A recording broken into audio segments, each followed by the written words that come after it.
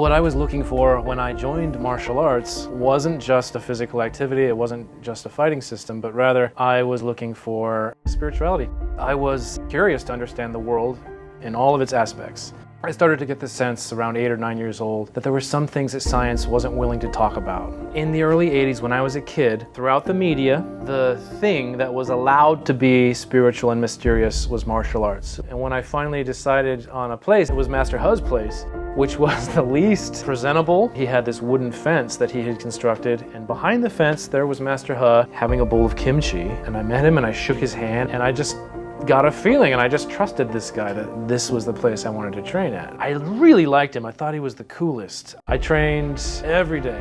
It was very intense. As the training went on, it got even more intense. Kuk Sool Kwan is a Kwan of Hapkido. Kuk Sool literally means national techniques.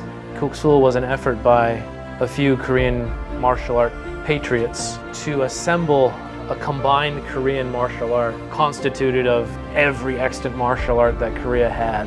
When you meditate, when you practice the silencing of the mind, you become more aware of the other things. What makes the Asian martial arts is to train that stuff for the purpose of self-development and confronting the self.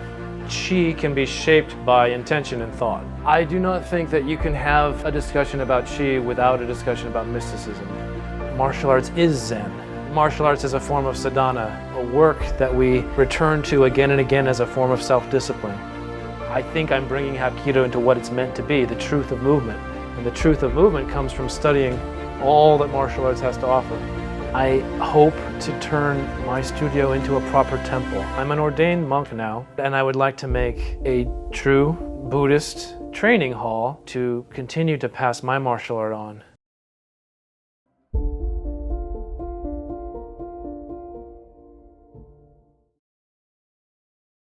Welcome. Thank you. How are you doing today? It's a good day. I like these kind of overcast days in California. They're rare. Yeah, different weather for sure than we've been having. Yeah. So, as I start a lot of these interviews, I wanted to start on your origin story. So your origin story of how you got into martial arts in the first place. I know you were very young when you started, probably 10 years old, around that time? Yeah, it was 11 actually. Okay, so can you tell me, what is your origin story of how you started getting into martial arts? Was there something that you saw that inspired you? So how'd that all come to be? Well, what I was looking for when I joined martial arts wasn't just a physical activity, it wasn't just a fighting system, but rather I was looking for spirituality, even at 11 years old. That was my main quest. The main purpose that I gravitated toward it. And I've told this story before, but I was curious to understand the world in all of its aspects. So I had been enrolled in the gifted program in this elementary schools, and they had really promoted science and mathematics and learning, and they had us interested in going to space, and I was reading astronomy magazines, and I was trying to consume as much science as I could, but eventually I found the limits of science. Or at least, I started to get the sense around 8 or 9 years old that there were some things that science wasn't willing to talk about. And of course, the flip side of being enrolled in gifted programs is that they instill a little bit of elitism in you.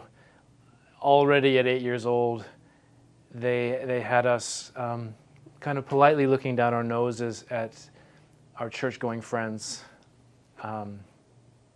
who would, for example, believe in a young earth or a flat earth, although that wasn't yet a thing. So religion had been ruined for me. So when I started to have spiritual questions, I didn't gravitate toward the church because I didn't trust the church.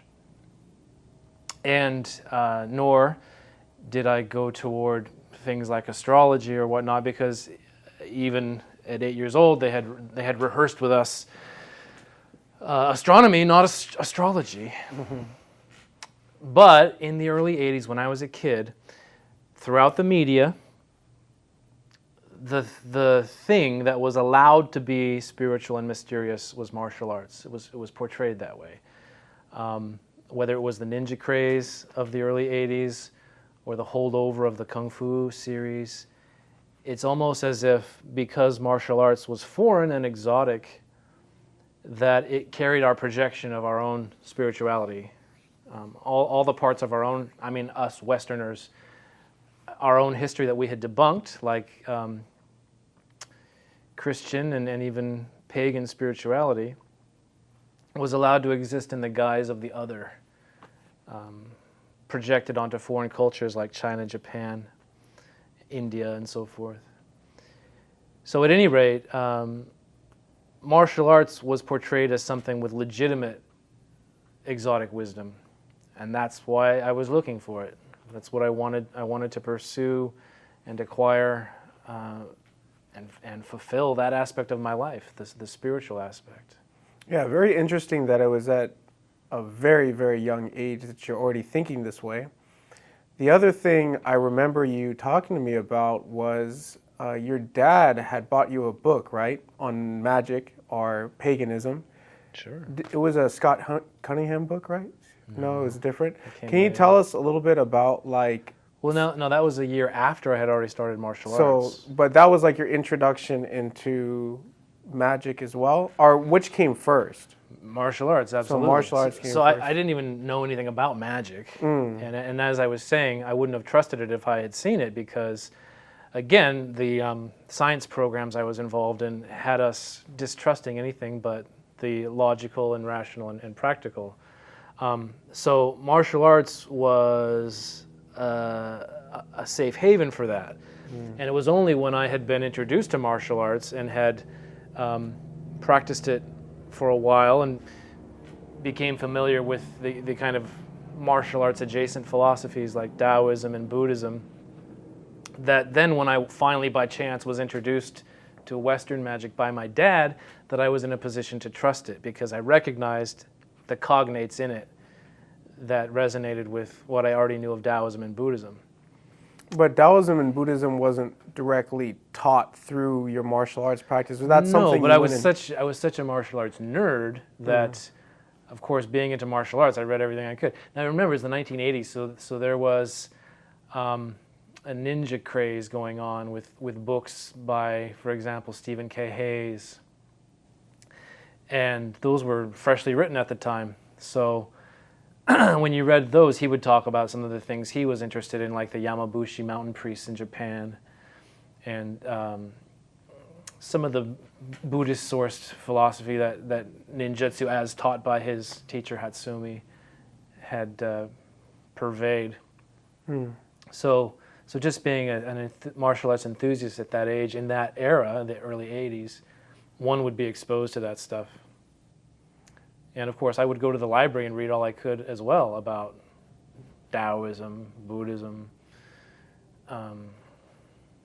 So it was very supplementary to your training, right, when you started, was also diving into that form of spirituality. And spirituality is very much a part of traditional martial arts, so... Yeah, of course, it's not rooted in specifically, or I should say my interest wasn't rooted in specifically spirituality, but for just a desire to know and understand. So, I mean, I read everything I could about chemistry and physics, like between the years I was 5 and 6 years old. And, I mean, it was a nerd thing to do, but that was how we sought knowledge in those programs. And as I said, it was only when I reached or began to sense the limit of what science was willing to look at. For example, I would have dreams that would come true, and I would want to find out why, because I'm just a kid. But science would say that doesn't happen, and I know it happens, so I have to go to where they're going to explain to me why it happens. That's what I was looking for. Okay, so getting first exposed to martial arts, was it Masterhood School? Was that the first martial arts school you tried out at the time, or did you go to a few different ones? Or it's the first one I tried out. When I finally got my dad to agree to enroll me in martial arts, we drove all over. It was Orange County. It was here. And there, even in 1989, there were a lot of martial arts schools on offer. a few I tried out. The first one was the Fred Villari School right next to the Hot Skates.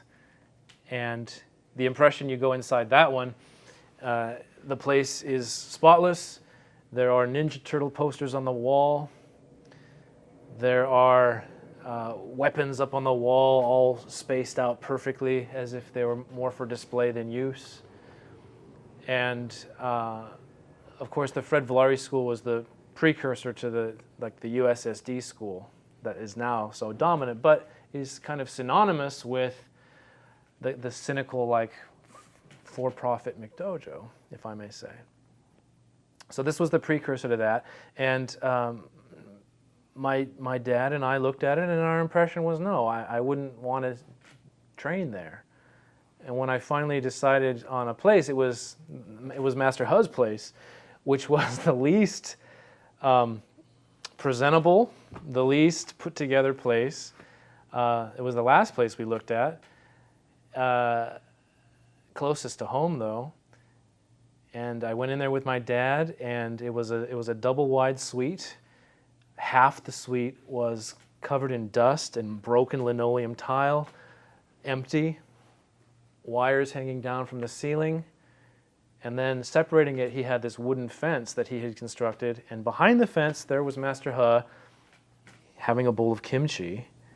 And I met him, and I shook his hand, and his hand was rough and hard, like a rock. And I just got a feeling, and I just trusted this guy, that despite the state of the school or the state of the studio, which didn't have all the polish of the other places, or perhaps because it didn't have the polish of the other places, that this was the place I wanted to train at. So yeah, that's how I chose Master Hu's school. That was Master Hu's Kuk Sool. He called it Kuk Sool Do at the time, but it was his Kuk Sool school. So for anyone who doesn't know, what is Kuk Sool Kwan? Kuk Sool Kwan is a Kwan of Hapkido, which comes from Korea, but it was put together after the Korean War. So it's part of Korea's efforts to recover its own self-identity after the Japanese occupation. So Hapkido is actually, ironically, Japanese jiu-jitsu, specifically Japanese Aiki jiu-jitsu, that had been brought back to Korea by a Korean man who had been taken to Japan in his youth. And through a few misadventures, he had ended up learning from the soke of Daitoryu Aiki jiu-jitsu. And after World War II, he was able to go back to Korea and promote that art back home.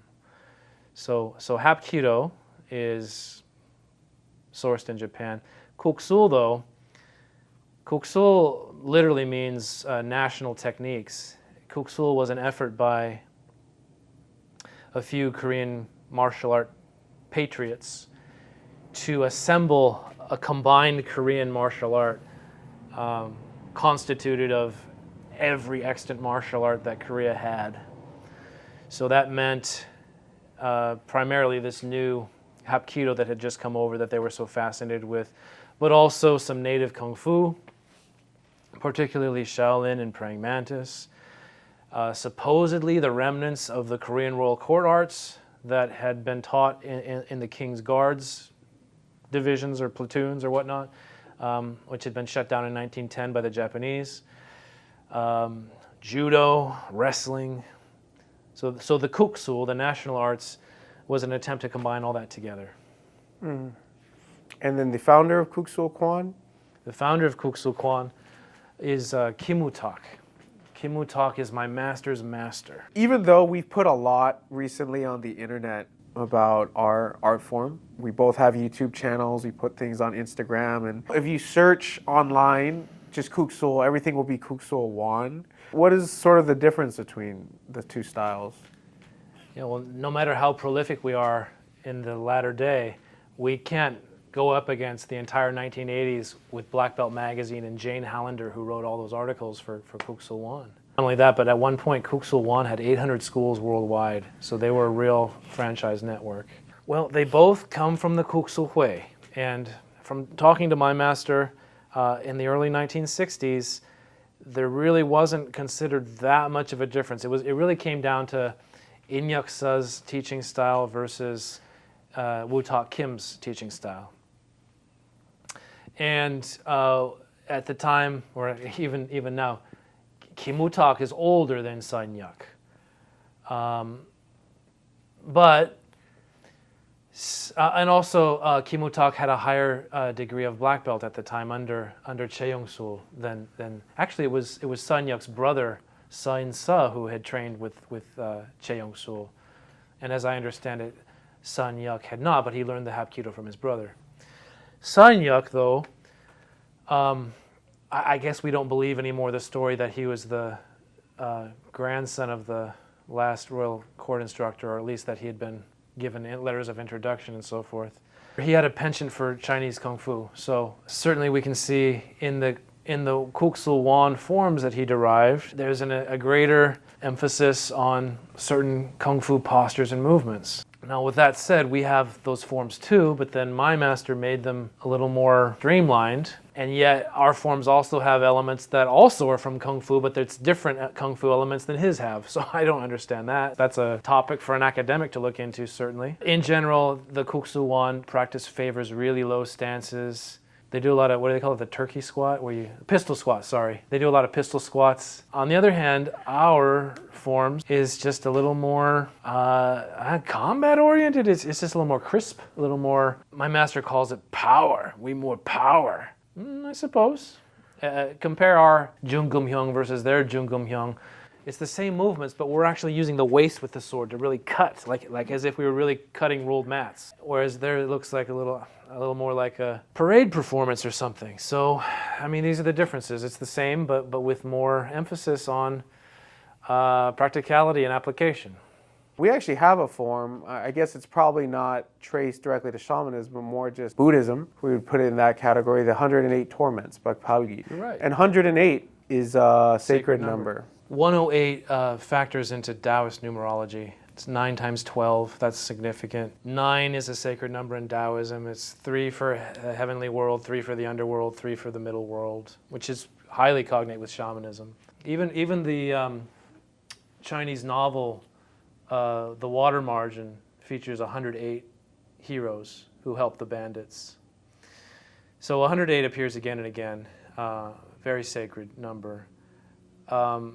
That form, it's still martial. It has combative elements. The idea is that through fighting and the demonstration of willpower, that one is destroying the things that affect the soul and cause suffering. So it's very much a warrior Buddhist approach to the problem of suffering.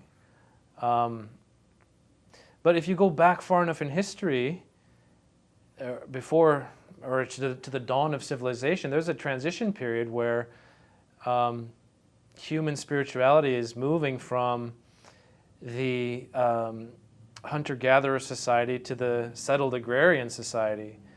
And a lot of the spiritual practices contain the stamps of the earlier way of life. Mm. So it's not hard to discern shamanic elements, especially in performative dramas, which a form can be, right? I think that's a fair observation that you made, yeah. So you start training in Kuk Sool Kwan under Master He. Can you tell me a little bit about what that training was like and what that environment was like? What kind of teacher was he? I started with him on November 1st, 1989, when I was 11 years old. When I first started with him, he was always friendly, but he used to be a little bit more of a disciplinarian in his classes. He used to be sometimes gruff. He would hit people with a cane, which is all part of traditional training, of course. I really liked him. I thought he was the coolest. I was 11 years old. So when you're a kid, you do stupid things like write stuff on your hand. You know, like we would like write a button, and it would say push, and then like your friends in junior high would push your hand, and then I flip it over and it would say Master He is awesome,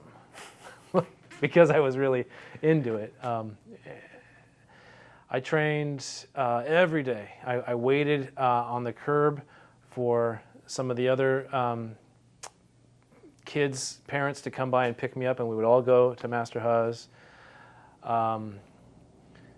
The training was pretty intense, but I mean, the first day I trained, I got so nauseous that I couldn't continue, and I was like a skateboarder. I skateboarded every day for hours, but the first day I practiced at Master Huz, I had to sit down after even like 20 minutes. I was an in-shape kid, but I wasn't ready for that. It was very intense. As the training went on, it got even more intense. We would do a lot of sparring, and we wouldn't wear gear when we sparred. We would just have a little hand glove, that he called it. And there was a bin of community take as you want to use hand gloves. And actually the gloves I was using were not even really hand gloves, they were ski mittens, which is not even gloves. But that's what everybody was using, and we would hit each other with that. I remember this guy hit me I was a teenager, but this guy, probably about 26 years old, he hit me right in the throat one day, just in practice. And I couldn't even talk for like a few days. And that wasn't even sparring, it was just like the drills as we circled around. Sometimes you just catch a shot in the throat, But yeah, it was an intense environment. Yeah, it's a very old school type of training that it's not super common now. But when I look back at those videos, I see a lot of high-level black belts all together training, and that kind of allowed a really fast progression of skills. Can you talk a little bit about the importance of the people that you were around training with every day? Like, you obviously couldn't have got to your level alone. There's self-practice, but then there's also having an environment where people are constantly sharpening each other's skills. You're right. That's one of the big advantages of having a studio where there are frequent visitors, and numerous frequent visitors. He would have rotating drills, so with all those people there, you're getting exposed to different body types, different speeds, sometimes 20 different people in an hour. And you're familiar with them. There's also, as you were suggesting, a sort of esprit de corps of familiar faces and encouragement, and becomes social as well. You don't go back just for the training, you also go back to see everybody. And of course, that's still around today. With that said, I would still say the lion's portion of what goes into training is self-training. It has to be. Because even though you can do those kind of drills and practice your skills with all those people, the actual conditioning and development of the tools that you need has to be done on your own. And I did that on my own. When I would get off the bus, school bus, I would have to like a 20-minute walk home, and I would just do roundhouse kicks the whole way, like every day. And I would do duck walks all the time, or I would go at night to a tetherball court in the dark, and I would roundhouse kick and backside kick a tetherball as it would circle around. I did that when I was a teenager. But I did that because I was excited to get back and use those skills against all the people I knew. So there was, even when you're not training with those people, your motivation is to train because of those people. Master He would show,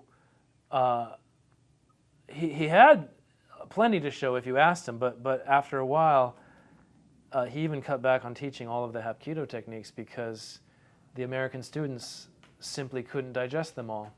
They would show up to formal tests and not know 80% of their techniques and would just shrug their shoulders and say, "Sorry, sir." And after a while, it just became fruitless for him to teach to that extent. So it's not necessarily that he wasn't imparting the full breadth of the tradition. And a lot of it is just that he dialed it down for the sake of the numbskull Americans. So he did have a mindset that was very helpful in the martial arts, and I listened to some audio of you talking about it during a test about the when he would chop rocks at the railroad, and sort of like the lesson behind that, or at least what you got out of that interaction with him, talking to him about how he was able to do that. Can you talk a little bit about that? That's how he would, essentially like he was breaking all these rocks on the railroad, and you ask him like essentially about his mindset before he does that. Well, that was his advice, his recommendation when you make an attempt to break a rock, which he would do them for demonstrations. He had a cut I-beam of steel railroad tie, and he would send us out to the Santa Ana River, which runs a bit north of here. And the Santa Ana River is lined with boulders. It's a dike for flood control, but you can go and you can pull one of them loose and bring the rock back for Master Huss. So he would send us out to find good rocks for him. And then he would just place that rock on top of the steel railroad tie and hit it with his hand and break it. And he has a conditioned hand to be able to do that, of course. He has the bones in his hand have been made dense from tens of thousands of impacts for conditioning. But still, a hand is not a rock. Bones in a hand are not a rock. So it takes a certain mental resilience to even try something like that. And what he says is that when you are presented before the rock and you're making your attempt to break it, you cannot go until your mind says go. And when your mind says go, you must hit it with such zeal and such intensity that you are resigned to the rock breaking or your hand breaking, that something must break. You must hit it with so much abandon and so much follow-through that it is absolutely certain that either the rock breaks or your hand breaks. And until you reach that mental space, or until you reach that, not just resolve, but that, as I said, that resignation that that's just the way it's going to be, you don't make the attempt, and you don't expect it to break either.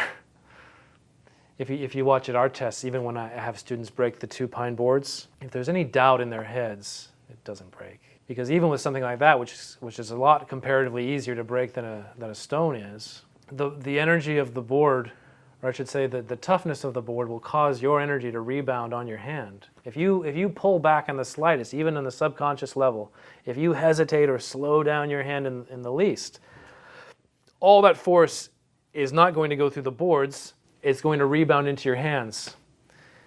And energy has to go somewhere, so it usually breaks your hand. So you have to reach that point where there is not a subconscious part of you that slows down your hand as it's about to hit, but follows through all the way, expecting something to break. And that's what he said. And when he would do it, the rocks would break. When I think back at those first few years when I was training at the studio in Costa Mesa under you, and we're here with Sean too, so Sean was there. First generation of students that you had during that time when you started teaching us. And 2 of the things that really stuck with me, one was this idea of limitless possibilities, usually within the context of martial arts. And then the other one was this form of self-discipline that wasn't militaristic. It was more because of this love and pursuit of martial arts. We wanted to get to this really high level. I don't know if you remember this, but there was a kid that I will tell you after the interview his name, that he was kind of annoying. And he was trying to troll you with when he was talking to you. You were basically giving a speech about the ideas of like endless possibilities and stuff with skill. And then the guy was like, "Oh, so what, you're saying I could fly or something?" And then you looked at him with like this grin on your face and you said, "I'm not going to tell you you can't." And I still remember that. I still remember that moment, because even though you could tell that kid was, just being a little brat, like you still were very set in like how you viewed things. And it was like, I'm not gonna, engage with kind of like his energy and what he's saying, I'm not gonna tell you that I'm gonna put a limit on what you can do. Eric told me you had like a group of you guys would play games around the neighborhood. Oh, that was really important. Yeah, tell me about that. Well, Eric and I were, of course, training martial artists, and we were caught up in the ninja phase, the ninja craze, fad.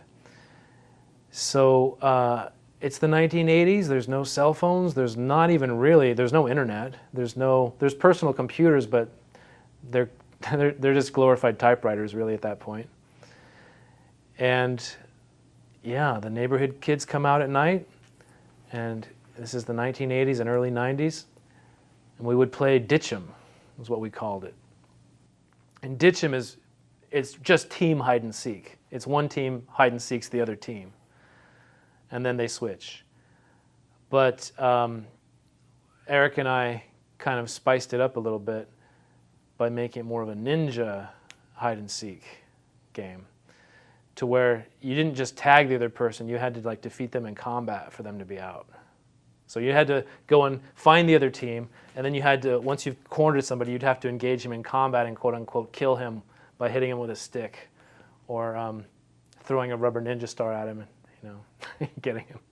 So Eric and I would make use of all of our martial arts skills to kind of dominate the game, because the other kids weren't even martial artists. And they didn't get their parents to take them to the martial arts store and buy all the ninja gear. So they would have like T-shirts on their heads to make a ninja mask, and it's pretty hand-me-down. Meanwhile, Eric and I had like the full gear and the kit.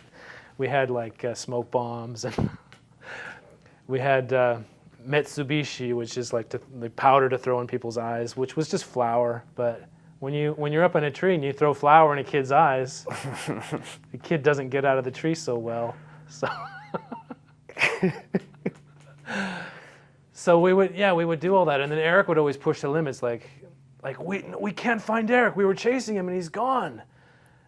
And we're in a backyard, and then right when we're about to leave, the cover of the jacuzzi is thrown off, and Eric swings his bokken and starts hitting everyone in the shin because he was breathing the jets of the jacuzzi for like 10 minutes.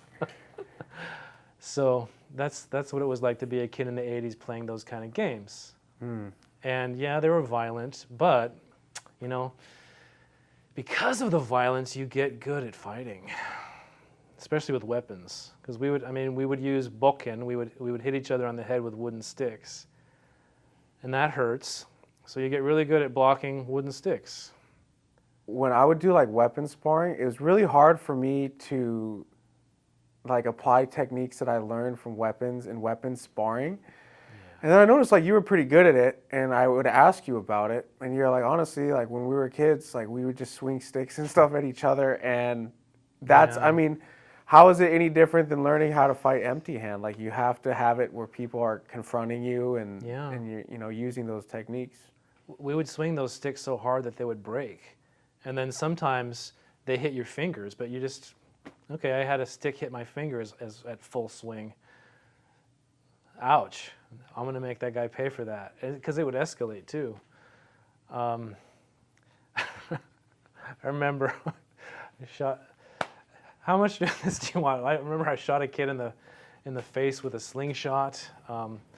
Eric shot the same kid in the forehead twice in the same day with a slingshot. And that was when he was climbing up on a roof, so it made him fall off the roof. Yeah, it's a different generation. Sounds like you guys were brats. That's all I'm hearing. Honestly, even at the time, I'm like, Eric, this is a little too much. You're going a little far here. Just to add one more, wasn't there one where you guys would catch arrows that were shot in the sky? Yeah. Yeah, and didn't one kid get hit? Yeah. But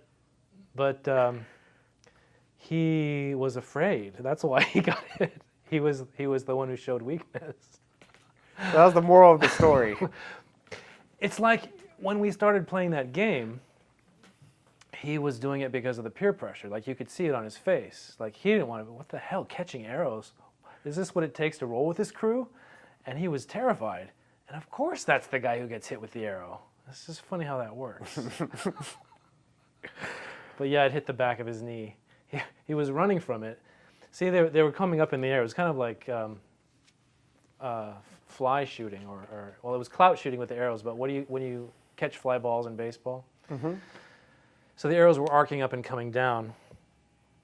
And Eric actually almost caught one. He kind of held it, like it kind of passed through this, and he almost had it. But the next one lofted really high, and our friend saw it sailing up there, and he got kind of scared, and so he turned to run. But because he turned to he ran about 20 feet back. That's where the arrow came down. It got him right in the back of the leg, and it kind of stuck in the back of his knee. But because he was running, it like wobbled and fell out. But was that the last time he hung out with you guys? No. Wow. Well, at that point, it's his fault. I mean, it's on him. See what I'm saying? You see what I'm saying? A few months later, he was with us again, because we would also sneak out at night. And this is because we had read the Stephen Hayes books where he talked about going to train at the golf course at night in Japan, that this guy Hatsumi had taken him to the golf course at night, because that's just what you do when you're a ninja. You got to learn to be silent and train in the darkness. So we said, well, that's what we have to do too. And we were like 14 years old. So we went to the Yorba Linda Country Club at night, which is a golf course. And it was completely dark, vast fields of green. And we were doing our thing out there when a security guard rolled up in his golf cart. And so we ran. And as he was chasing us, we ran and leapt across the water hazard, which was like a dugout canal, really, for water. And I would say it was as far across as 3 of these squares, so about 12 feet across. And Eric and I ran, and we jumped, landed on the other side, rolled, jumped, landed on the other side, rolled.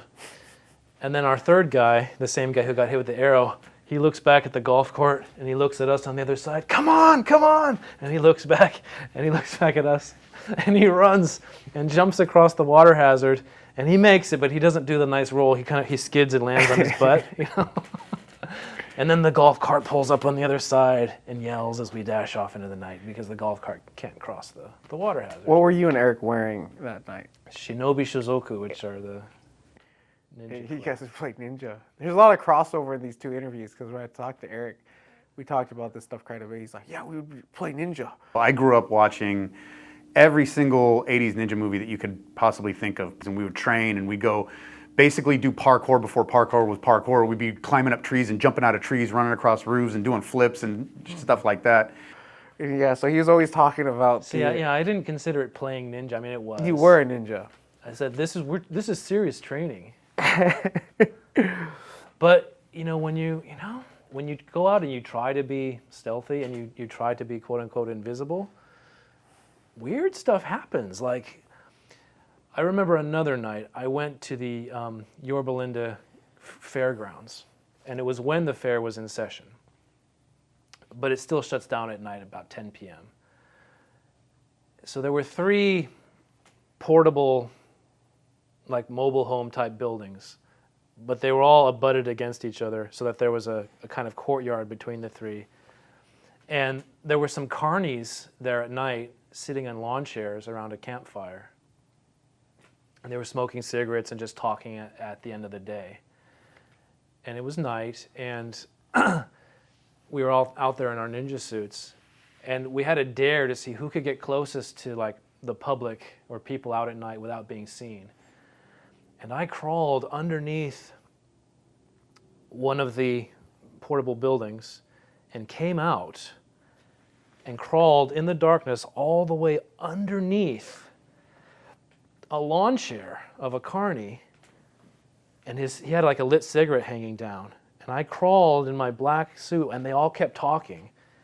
And I was under, and I flicked the end of his cigarette, the lit part, to put it out, and then slowly backed out.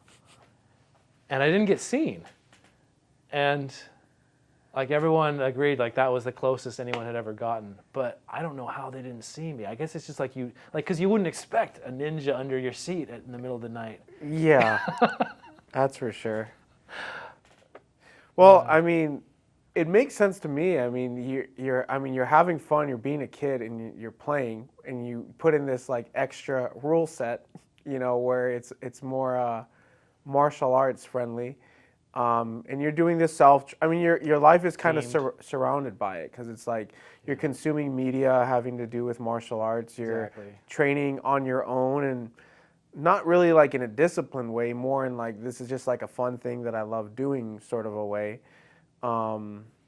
Is that I did it all the time. I mean, I considered it a discipline. I mean, it was like. But it wasn't like you had to push yourself to do it. Like, oh, I don't want to work out or anything. Or was it more like, this is just something I love to? Well, yeah, it was. We loved to do it so much, but we would do it at hours for a day anyway. I mean, it's not like nowadays where you have to like make play dates for things. Like in the '80s for Gen X, we would. School's over, you just go out and you're just out all night until you come home at 11 p.m. And then we would just extend that a little later and come home at like 5 a.m.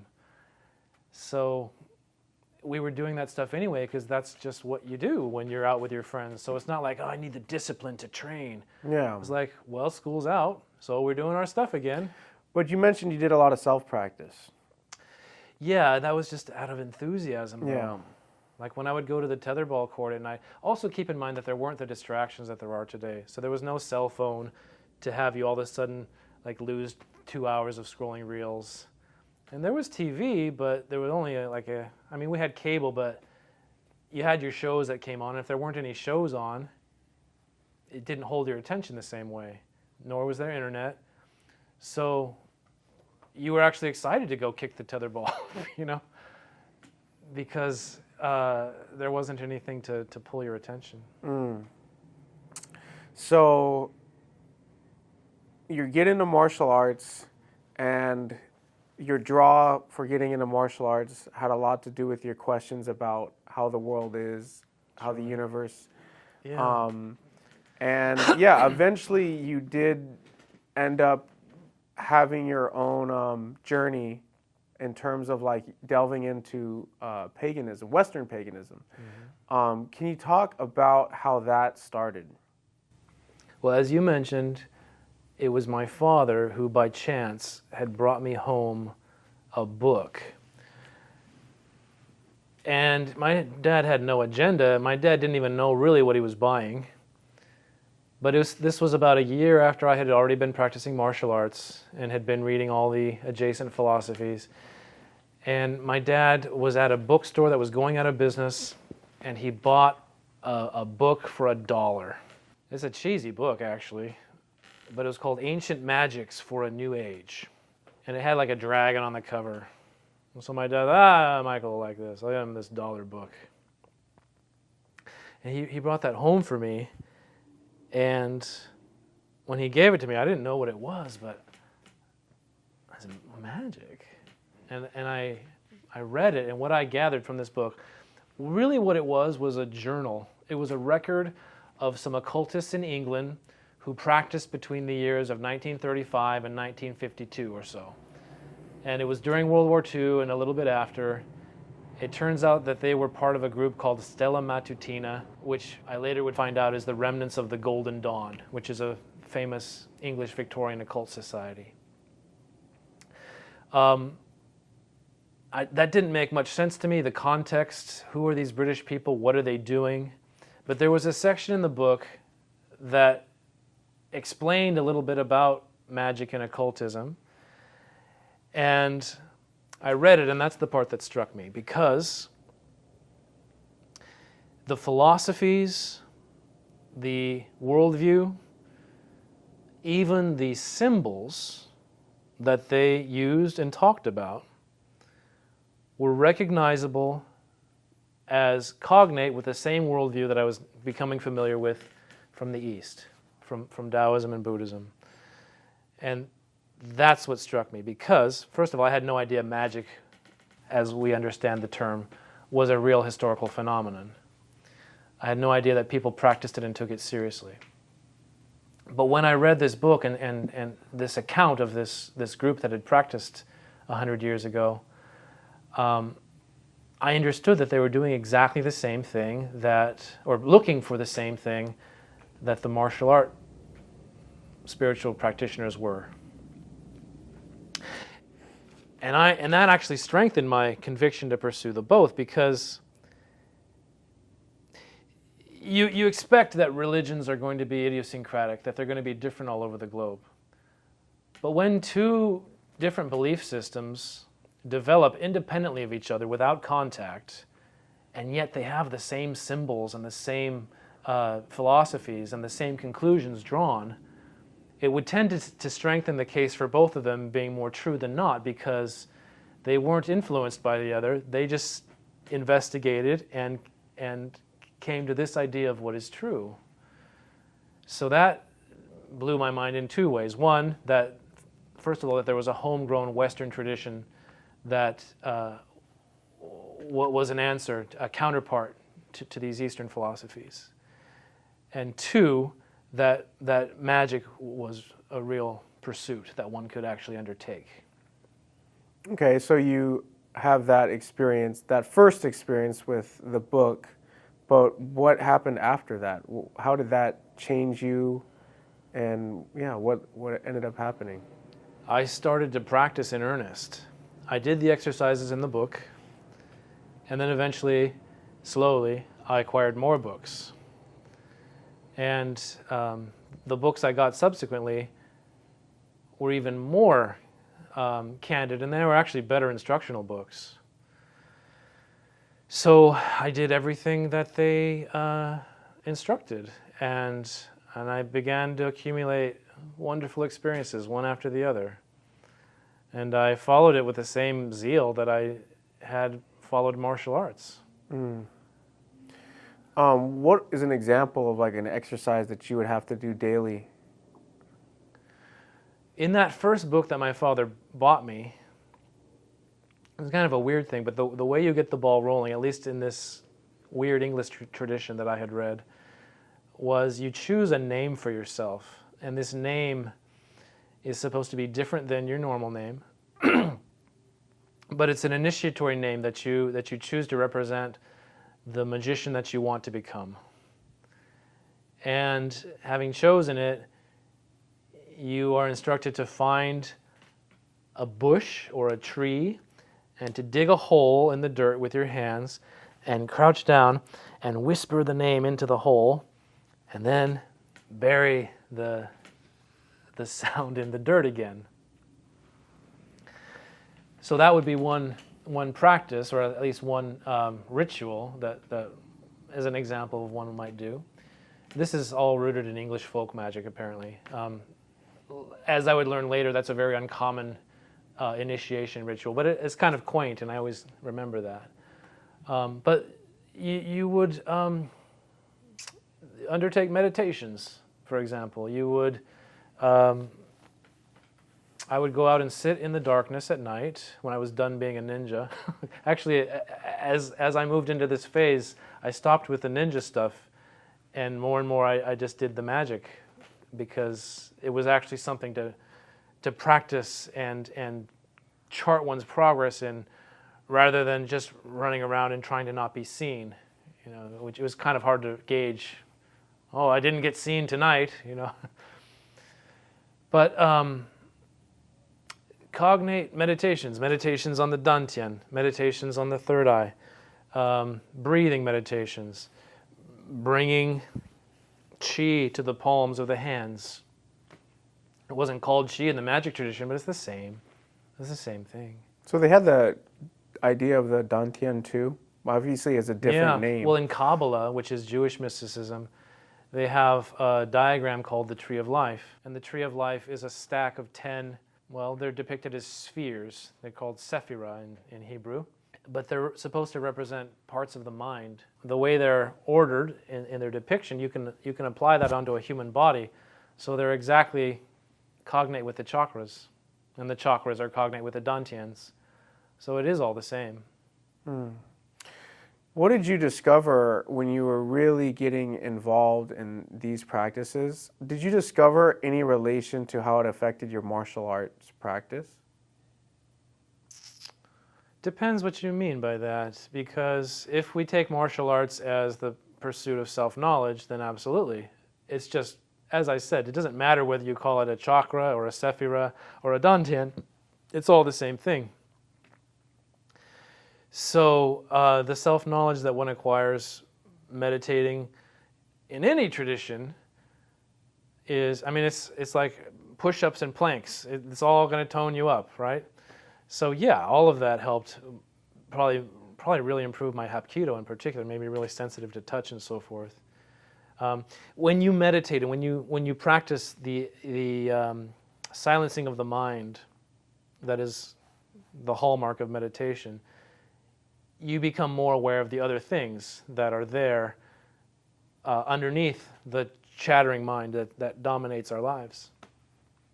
So when you become aware of those other parts, and you see how they operate, because you have a chance, because the mind finally shuts up, martial arts skill can improve because you're getting down into the machinery of how movement works without your mind in the way. So of course it gets better. So when I started practicing the magical tradition in earnest at 12 years old, after my dad had brought that book and I had acquired more books, one of the practices that is encouraged in that tradition is to nightly record one's dreams. And I had taken to that practice, and I had kept a little diary and pen by the side of my bed, and whenever I awoke in the middle of the night, I would write whatever I remembered. And one of the results of doing that is your dreams become more and more vivid. It's almost as if when they realize that you're paying attention to them, they speak louder because they have so much to communicate. Plus, you get the practice of paying attention to them yourself, and you just become more observant, and more details come out. But anyway, there are big dreams and little dreams that mark one's that mark one's nightly forays. And the big dreams are considered spiritual milestones, so you have to keep an eye out for them. And you can always discern a big dream as compared to a little dream because of the atmosphere of it. It has an uncanny feeling. It's very vivid. It's almost as real as real life. But there's a sense like the whole world is watching it. It's like this, like there's a million eyes on it as it's happening. It's this kind of very poignant, stark silence about it. But anyway, you're supposed to keep an eye on these big dreams and record them because they represent, as I said, milestones. Spirituality is understood as a quest. It's not just like nutrition that you just do to keep. You actually are going somewhere on a mystical path. There is a destination. So, at any rate, I had the dream in question that you're asking me about has to do with the shadow. And if anyone is familiar with Jungian psychology, the shadow is it's a part of our personal unconscious that is the shunted,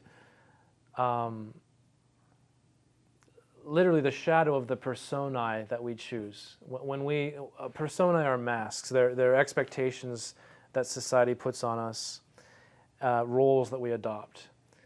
But when we choose to embody roles, all of the parts of ourselves that are real, that don't align with those roles, are put into the background. For example, if one is put in the role of being a drill sergeant, then one's happy-go-lucky nature is shunted into the shadow because it's not appropriate for a drill sergeant. And that especially happens when people really identify with the roles that they've been given and take them as identities and not just temporary masks. Well, in real life, there had been a time where, again, my friends and I are out at night. And it was maybe 1 a.m. and we were at a shopping center in the back alley behind the loading areas for the grocery stores and so forth. And who knows what we were doing out there at night. but we heard a woman scream. This is real. This really happened. And I must have been 12 years old, maybe. And when that woman screamed, my two friends, other teenagers, their first reaction was to run and help the woman.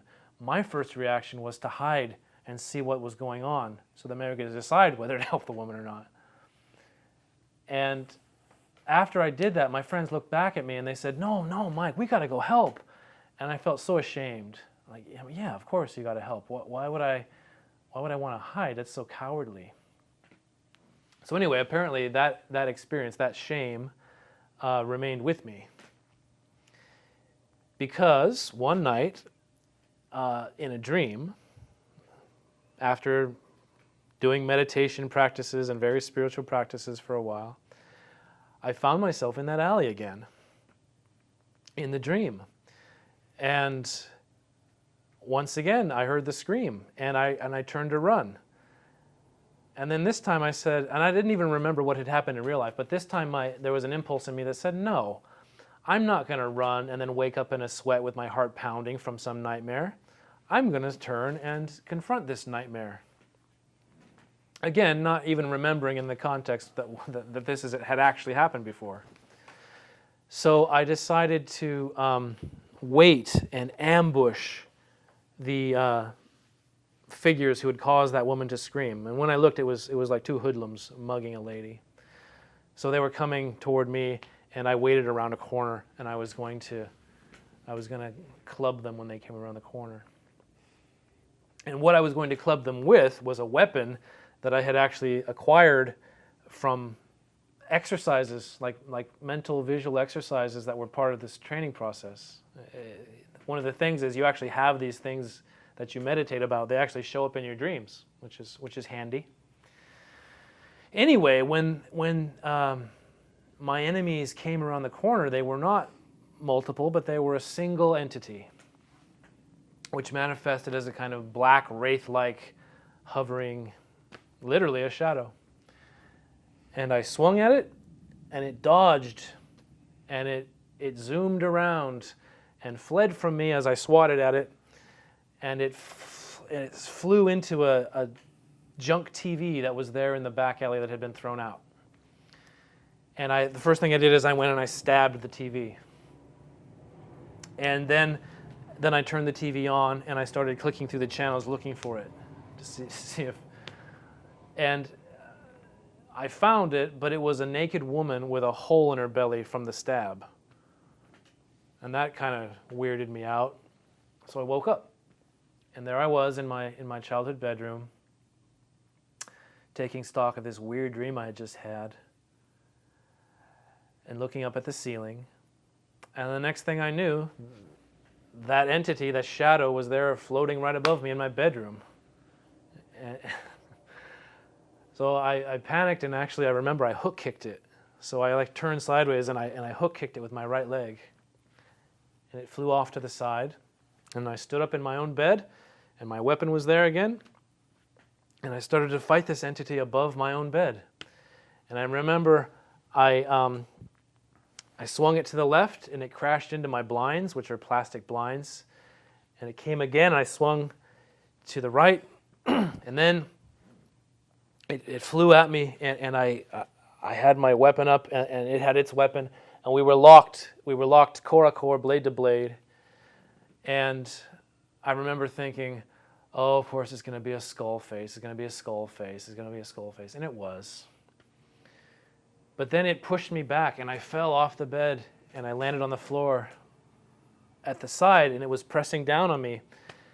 And you can't imagine the terror of seeing something like that in your bedroom. And it dawned on me that I was about to die or worse. And again, something inside me said, no, if you're going to die in a noble way, die in an honorable way. So I mustered up, and I pushed back against it, and I gradually stood up. And then as it was still pressing against me, I relented, and martial arts still, if you're training martial arts, you still have understanding of this stuff, even in dreams. Anyway, when it gave and passed, I ripped its belly out with my weapon. and particles of this entity were swept out, and they crashed into a stack of papers that I had at the foot of my bed and knocked the papers over. And I remember that inside, it really struck me that inside this black shadowy entity, it was all white light. Inside of it was all globules of light that I had slung out. And then the thing kind of mounted around and then like postured up itself before me, and then it bowed to me like a salute. But as it did that, I felt I was being pulled backwards like a magnet, and it was also being drawn away from me.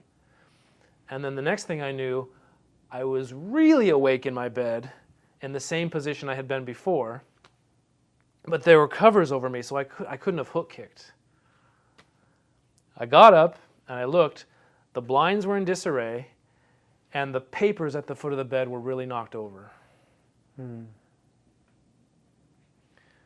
So that was the quintessential shadow battle, and I had it in a rather memorable and quite literal fashion. Was there anything in particular you like learned from that dream? Like, was there like a teaching in that exchange? Yes. One is that your shadow is yourself, and that the shadow is composed of the same stuff that you're composed of. So it's not an enemy, it's you. That's why I was filled with the same white light. Two, it respects assertion, self-assertion and will, because ultimately a psyche needs to be ordered. And a psyche in dispute is a psyche that's in disarray. A psyche that asserts itself and has principles, will, even just a will to live, is a psyche that's healthy. And the shadow doesn't want to be an enemy. The shadow wants to be accepted. So the goal isn't to destroy the shadow. The goal is to firmly resist what the shadow tells you to do, but ultimately to accept it. That's why it bowed, I think. It was 3 days later I had another dream that is the traditional follow-up to what happens when you win the shadow battle. And that is that I was presented with the spiritual animal. There was an animal who came to me. And apparently that the animal is the shadow. The animal is the shadow made into a helper. So like a spirit guide sort of situation. Yeah, but it's not like it's not a foreign spirit guide. It's you. It's you. It's your instinctive self rendered as an animal. Yeah. So for a few years, you were giving lectures just here in your studio to a few of us students that were interested to learn more. It was like a mixture of magic, history. We even did rituals and meditations together. And it was, I enjoyed it. That was probably about like 2 years, I think we did that. I was every Thursday. And I remember that, we were doing like some of these rituals, and similar to what you were saying, in my dream stuff was coming out too, where like, you know how you draw the pentagram in that lesser banishing ritual, the pentagram? So I remember every time I was having like a nightmare or just a dream with just ominous energy, and then something, I had one where there was like wolves that were coming towards me. Anytime I had this conscious thought that would come in, that I was like, draw it. And I would draw it with my finger, and then I would go like that, and it would go away completely. So I'd like strike it with my palm. Then I'd wake up from the dream. Yeah. Then, I just ordered a sword. After I got my black belt, I ordered like a sword for training and everything. And it was a real sword. But I remember I did like a little ritual to bless it and everything. And so, I got like, studying a lot of the native tradition. I had my own smudges and stuff. So I blessed the instrument. And then one night I fell asleep. And then in my dream, someone was coming through the door, and I felt this very, once again, ominous energy behind that door. And I looked in my hand, and the sword was there. It was the same exact one, and similar, like very strikingly similar to a lot of your experiences. So, it was unique. unique growing up, training in martial arts, and then having a martial arts style where a lot of these ideas and even meditations were put into our curriculum. I did want to ask you, what importance do you think that has having things like meditation and lore in a martial arts curriculum? Well, the Asian martial arts are really about that. Every culture has fighting systems. But there's a real difference between, say, the Florentine fencing schools of Europe or the quote-unquote Greco-Roman wrestling of the 19th century or the Queensbury-style boxing gyms and Japanese jiu-jitsu or Chinese Shaolin Kung Fu. And the difference, I would say, is that for the latter, the culture's spirituality informs it. Buddhism informs Shaolin Kung Fu. Zen and, to a lesser extent, Shinto inform jiu-jitsu and sumo. That makes them sacred pursuits. The martial arts in the East are meant to be tools of self-development and not merely tools of combat. So, if one's martial art doesn't have spiritual exercises and lore, it's not within the same tradition. You can extract or even extrapolate moves and techniques. Surely there's a cognate between wrestling techniques that you find in judo and wrestling techniques that you find in even some of the fecht books or the fighting manuals of late medieval Europe. You can see the moves are the same. What makes the Asian martial arts is to train that stuff for the purpose of self-development and confronting the self. It's not merely fighting. It's not merely a system of technical exercises to win at combat. It's something more. So, a martial art should have that and used to have that. I think that's the difference between a dojo and a gym. And you sort of implemented that more than the way that you were taught with Master Hyung. You mentioned Master Hyung would teach you some things, but it was a little more informal when it comes to like meditation. And for us, it was like in our curriculum. It was just part of the art form to learn meditations and yeah. So I mean, I'm grateful for it, but it's interesting, It's kind of a phenomenon where institutions or systems that are introduced from outside of a culture, that the strongest true believers are going to come from the new culture, not the old culture. And even though Master He is absolutely a dyed-in-the-wool martial arts master, and he is fully enmeshed in the tradition, still, it's perhaps a little more taken for granted in the East. Like if you find, like taking Christianity, for example, with a few exceptions, the most zealous Christians are the Koreans because it's new to them. It's not something that... So they're looking for something and they gravitate toward it. And I think in my case, that's what the martial arts were to me, that when I would undertake it, I would try to do it in its purest form, which involves all the trappings, spiritual and whatnot. So, but let's not throw Master He under the bus too much. He still, all of the formality, the bowing, the instruction in Korean, the mental attitude, the spirit of never giving up, the warrior spirit. That's the real heart of the tradition. He imparted that for sure. And let's not forget that Master He trained the monks as well. So he's certainly familiar with it. Master He did teach me meditation exercises. The yellow belt exercise, the white belt exercise, those are from Master He. Also, it's like the way he stopped teaching Hapkido too. The American students just couldn't handle it. They would show up at tests and not even know their techniques. And so after a while, he's just like, these Americans are rockheads. I'm not going to show them all the depth of the tradition. I'm just going to teach them kickboxing because they can handle that. What is Qi, Qigong, and its relationship to martial arts? Okay, well, Qigong, as I said, is Qi work.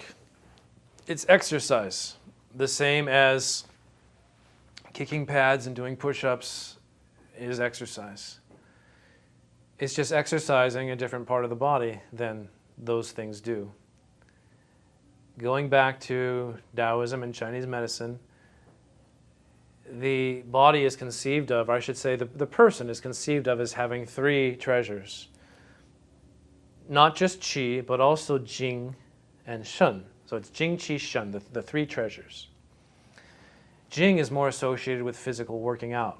When one does those push-ups, planks, kicks the pads, one is getting into cardiovascular aerobic shape, which is pretty synonymous with Jing. So doing that builds Jing. And it's said that if one has an abundant supply of Jing, that it will be easy to transmute Qi. Qi comes from one's Jing. But the exercises that develop Qi are different than those which develop Jing. So the kind of exercises of Qigong, whether static or mobile, they take Jing that one has developed, they take one's health and they use it to transmute Qi and balance Qi among the different emotions, which is why the different organs in the body in Chinese medicine are associated with emotions. But then there's a third stage, in that when one's emotions are balanced, perhaps according to the five organs, that Shun comes, and Shun is wisdom, Shun is insight. So the deeper aspects of meditation that I was talking about transmute insight from Qi. So why is that a part of martial arts? Well, again, martial arts was the quest for self-knowledge. Martial arts was the way to use combat and confidence and self-discipline to confront reality and to eliminate all the little shortcomings and demons within oneself that prevent one from fairly and honestly comprehending reality. So that's how.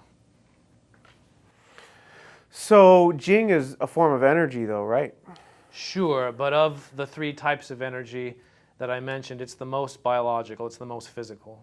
Like genetics and Jing diet affects it as well, obviously. Sure, yeah. The tradition is that Jing is affected by diet, by how well you sleep, by the stress in your life, and in the Chinese Taoist tradition, by how much you have sex, especially for men. Yeah, so there's... So then Jing even becomes synonymous with semen, and so a Chinese doctor will say if you lose semen, you've lost Jing. Yeah. Well, yeah, I joke about that with my friends. I'm like, oh, holding that Jing. See? And there's innate Jing and acquired Jing, right? So innate would be the biology that... Yeah, you can say innate Jing is your breeding, the genetic predispositions of your parents.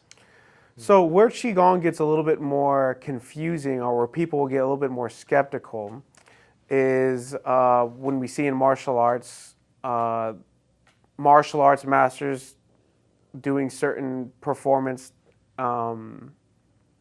acts. Some of it is pure, performance. A lot of it is just like the aesthetic of something. But years ago, you laid out broken glass and you jumped and you were like stomping on it, rubbing it on your body. And, there's little things that you can do to ease it to where you don't really cut yourself. You can kind of make sure it's more flat and stuff. But you mentioned that you did Qigong to prep for that. Was that just merely you getting your mind ready, or was there more to it? Or is there a lot to just getting your mind ready for something like that? Because normally you would cut yourself, right? If you were stomping on that glass. Well, in point of fact, in that performance, I actually did cut myself before I did the meditation. So one might draw from that the meditation is necessary to prevent the cutting from happening. But that is what I'm doing. It's not just mental preparation, like to psych myself up. I'm actually deliberately trying to make it so I don't get cut. How does that work? Well, it's an assertion of will. The idea is that qi can be shaped by intention and thought. That's even in basic Qigong, when you think of trying to heal your wounded foot or something, and you focus on the foot and the qi goes to the foot. They say that qi follows the yi and qi follows the intention. In this case, it's just the qi adapting to your intention to not be cut. So the qi obeys your intention. It's magic in the truest sense of the word.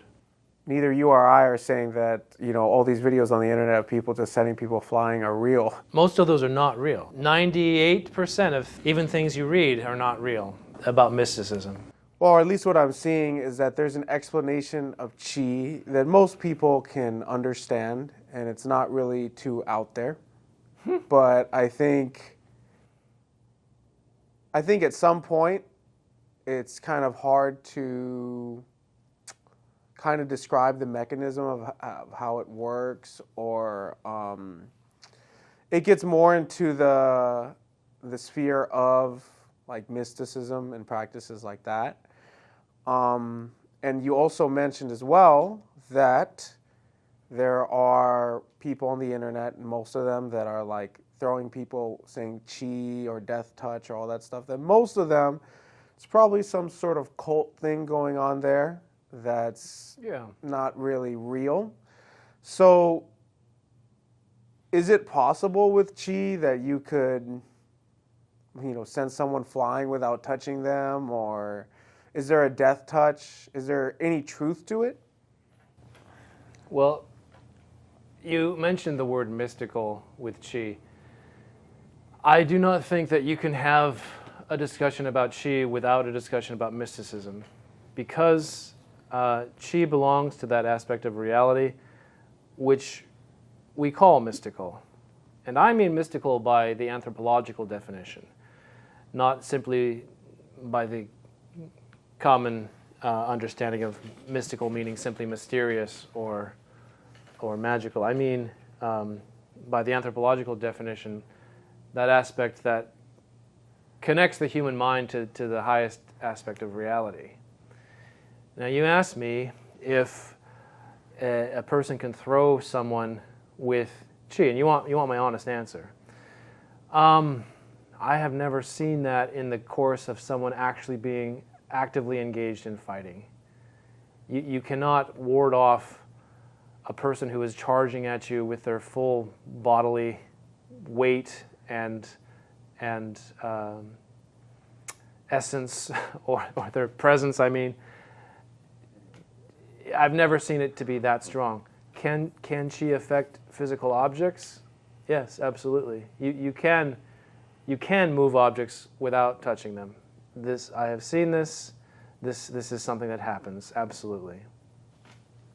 In terms of qi moving people's bodies, I have also seen that meditators with their eyes closed, facing another direction, can be moved subtly to cause them to take steps to the right and then forward and then back by a qi operator who is behind them. Yes. Can that be used in fighting? I don't know, because the person who's moving is moving because they're letting themselves be moved, albeit blindly, albeit without direct perception of the person who's deliberately moving them. But they could easily not. They could easily stop. So to think that they could use that in the context of fighting or to stop aggressions that's coming at them, I don't know. But given that there is a subtle effect, it is possible to have an effect on objects, and to have a subtle effect on people who, with their backs turned, who are letting you move them. It's possible to influence the tone, I would think, or the attitude of a fight. I think it's possible to calm someone down, to send cues that actually trigger their nervous system to disarm the fight or flight response. I think that may be possible with Qi. In fact, I can think of certain Japanese martial treatises from the 16th and 17th century. I think I'm thinking of the Demon's Sermon on the Martial Arts or the Unfettered Mind. And one of those talks about the effect of spirit on a fight. There's a story told, it's kind of a metaphorical story, of cats who hunt mice. And there's a discussion of all the different techniques of the various cats from the different regions of Japan and how they all have their different methods of handling mice. Some are very acrobatic and they can jump over folding screens and whatnot, and these are given as examples. But then there's one cat who simply has a presence. He walks out onto the scene and the mice immediately become terrified, and he just puts his paw on their heads and drags them off. And the narrator is speculating that what is it about that cat that made the mice simply obey, simply submit themselves without even being able to fight or even to use their different techniques. And the answer is that that cat had the most developed spirit. And spirit is something different than technique. It's different than training. It's different even than Qi in this work. That they made a distinction between Qi and the spirit that this mouse or cat had. And that would seem to suggest that there is an aspect of the mind that can cause fights to go different ways. Different than simply waving your hand and causing people to fly, though. So, how much of that plays into like pressure points? Because there's that Din Mak thing, that people talk about. I mean, it's kind of considered a joke now. Is there any truth to that? Yeah. There is truth to that.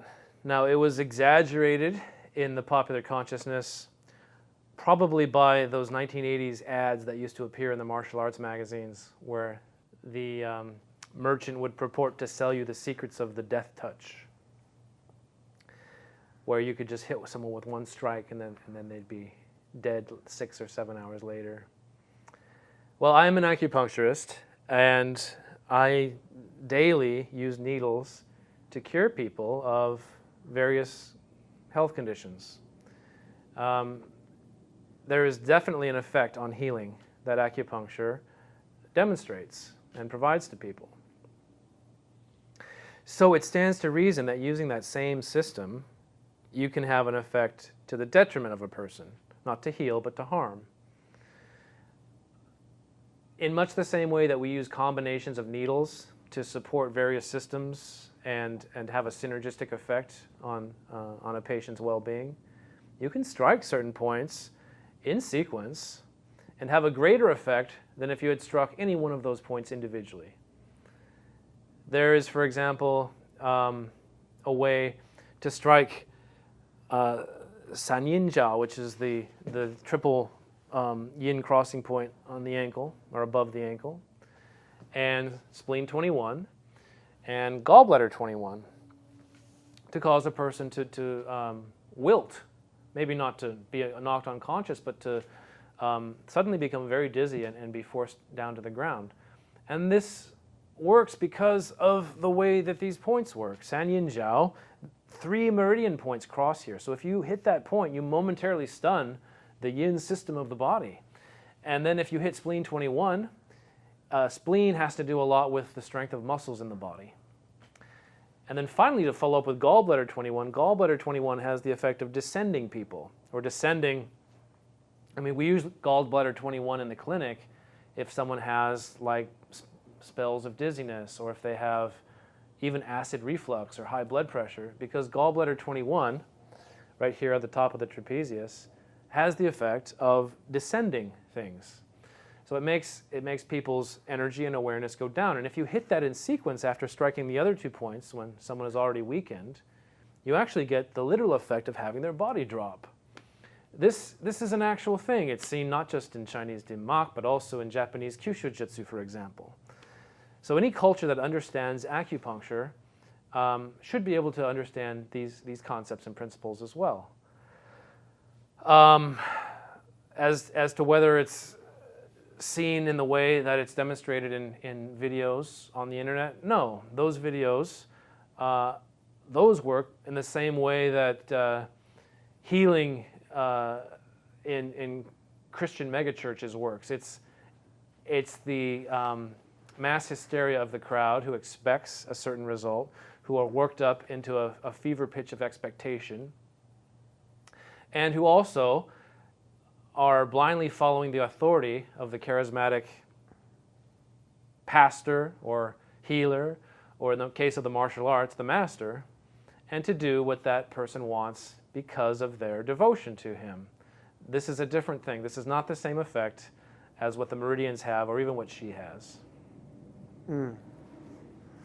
So you taught us Qigong as a part of our curriculum in Kuk Sool. Yeah. And one of the more interesting Qigong meditations we had to do was the Microcosmic Orbit, which I believe is a Taoist meditation, correct? Sure. Could you tell the audience what that meditation is and what benefit does someone have in dedicating all of that time to completing it? So the Microcosmic Orbit, as you said, it is a Taoist meditation.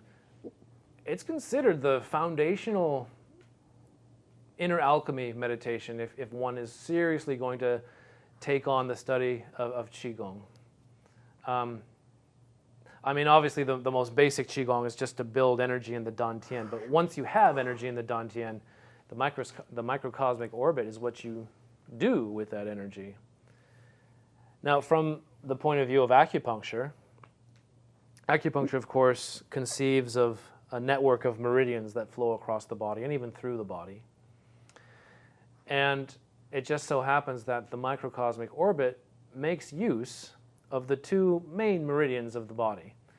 The ones that combine the flows and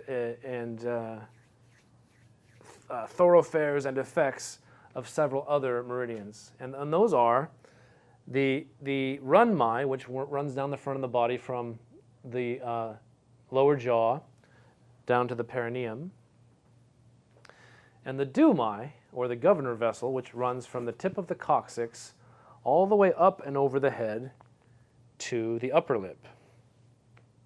So what you have is the front and back ends of a circuit that runs throughout the whole body, up and down. And as you can see, in the course of those two, in the course of the run of those 2 meridians, they traverse the most important parts of the body. Specifically, the one that runs up the spine, you can see that all of the spinal nerve root branches that branch off after each vertebra, they go to innervate the organs of the body and even the limbs.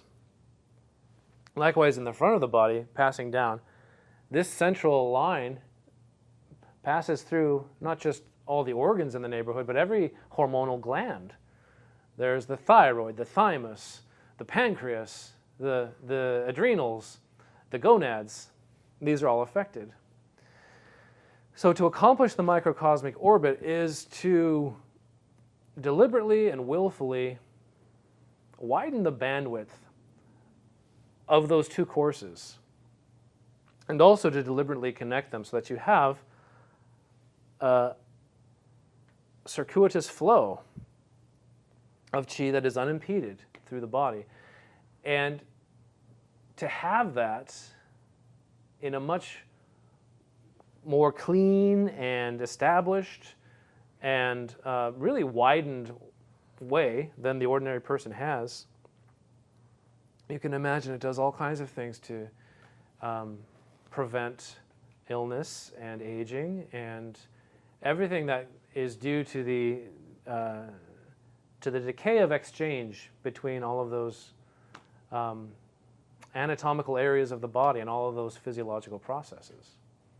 When were you first exposed to this meditation, and what was your experience doing it? Well, when I was in my early 20s, I understood that if I wanted to get good at Qigong, I had to actually undertake a serious study of it. So from all of my reading, I came to understand that in Taoism, that the Microcosmic Orbit was the foundational Taoist exercise, the foundational Qigong exercise, especially with respect to the concept of inner alchemy. The Microcosmic Orbit is literally the internal apparatus that makes use of the fire cooking the cauldron, which rises the steam that really is the metabolism of life. So one is strengthening and developing that. I started practicing that, I would think, I think at the beginning of the year I was 24. And by the end of my 24th year, I had succeeded in bringing the ball of qi from my dantian all the way around, over the front and through the hard palate of the roof of the mouth, and then down to the dantian again. And as I described, that was a year-long process. I meditated twice a day for a half hour each time, so an hour in total a day, morning and night. And I did my best to have a perfect health through the whole time.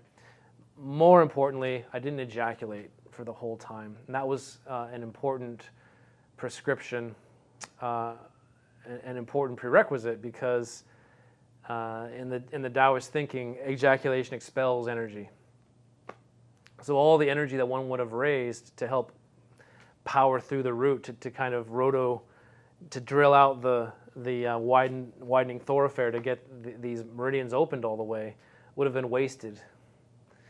So it was a laborious process, because you would build this ball of energy, and slowly, deliberately, by concentrating on the next station along this route, you would just wait for this ball to move. And one had to just, like for example, to do the initial movement from the dantian down to the groin. You have a full dantian, and there's no doubt that there's this heat in your belly, and it's bubbling and effervescing.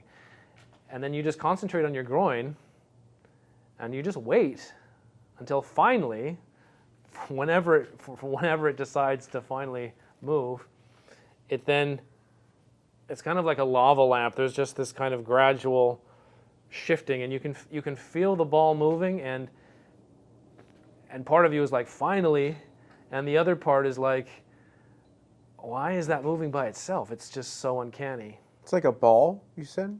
Yeah, it's a wad.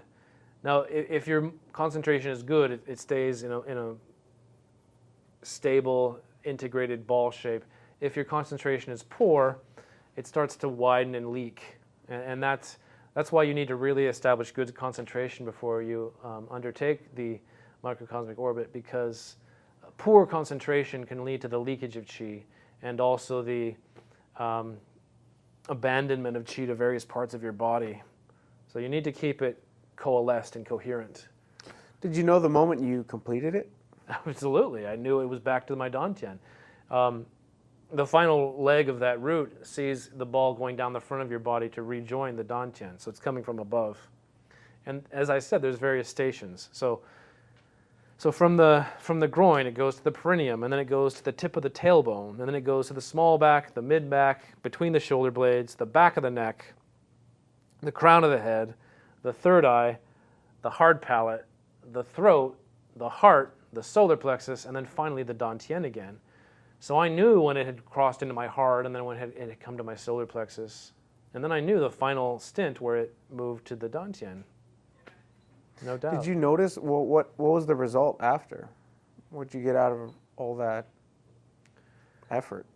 Well, first of all, is the fact that I didn't have to rewind the whole process. Like, for example, it's very frustrating, for example, when you've gotten it so far as to come to your hard palate, and there's this ball behind your eyes and in your nose, and it just won't go through the hard palate down the tongue, and you practice for a half hour. But then you have to go, but you can't just abandon your chi and leave it in your face. So you have to do the whole route backwards. Top of the head, back of the neck, behind the shoulders, mid-back, low back, tailbone, perineum, groin, back to the Tantien. So you feel something, like if No if doubt you just about it. left, That's, if okay. you left it there, like let's say you just left it and Yeah. Well, you get what you notice is you get illnesses. For example, if you leave it in your head, you get headaches. You could, or you could get if it actually gets into your mind, it actually causes like derangement. In the DSM-5, the manual for psychology, Qigong psychosis is considered a thing, and it's especially seen in China. And it comes from mispracticing of Qigong, mismanagement. So if you leave it in your head, that's the exact kind of thing that would help you get Qigong psychosis. You leave it in your heart, you'll get heart issues. after you finish the meditation, though, how did it enhance your life and your health? Enormously. There's a freedom that you feel when those two routes are opened all the way, and when you can deliberately move chi up, down, anywhere you want to along this orbit. First of all, anytime any part of your body gets ill or has a need, the chi goes right there. It's never at a loss for. It's never deficient. There's always immediate supply. So you could say the infrastructure of your body's physiology is enhanced. You tend not to get sick. I think I didn't get a head cold for like 4 years after I finished, for example. I'll tell you, for example, my sister finished the same orbit at the same time. And she was 5 years younger than I am. And she told me that her periods became a bright red. They were always healthy, no chunks, pure bright red for years after she finished. So it has that effect on people. It just increases vitality and energy and the wherewithal to fight illness and to do any physical activity like exercise or whatnot. Does that last? Well, it diminishes if you stop practicing, of course, but some aspect always lasts. On some level, the fact that you opened it once means that there's always a little bit of it open, and there's always a little bit of response that'll come right back to you anytime you try to do it again.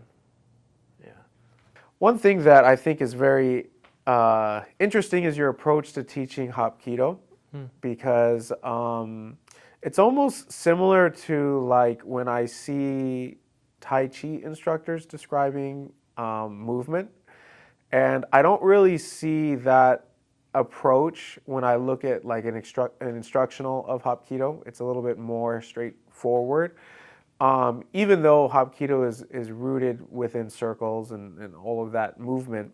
But I know that you did train Tai Chi under Tony for a considerable amount of time. Did that really have an impact in how you did Hapkido? It must have. But the way I look at it is that Chinese Chin Na is very closely related to Taiji.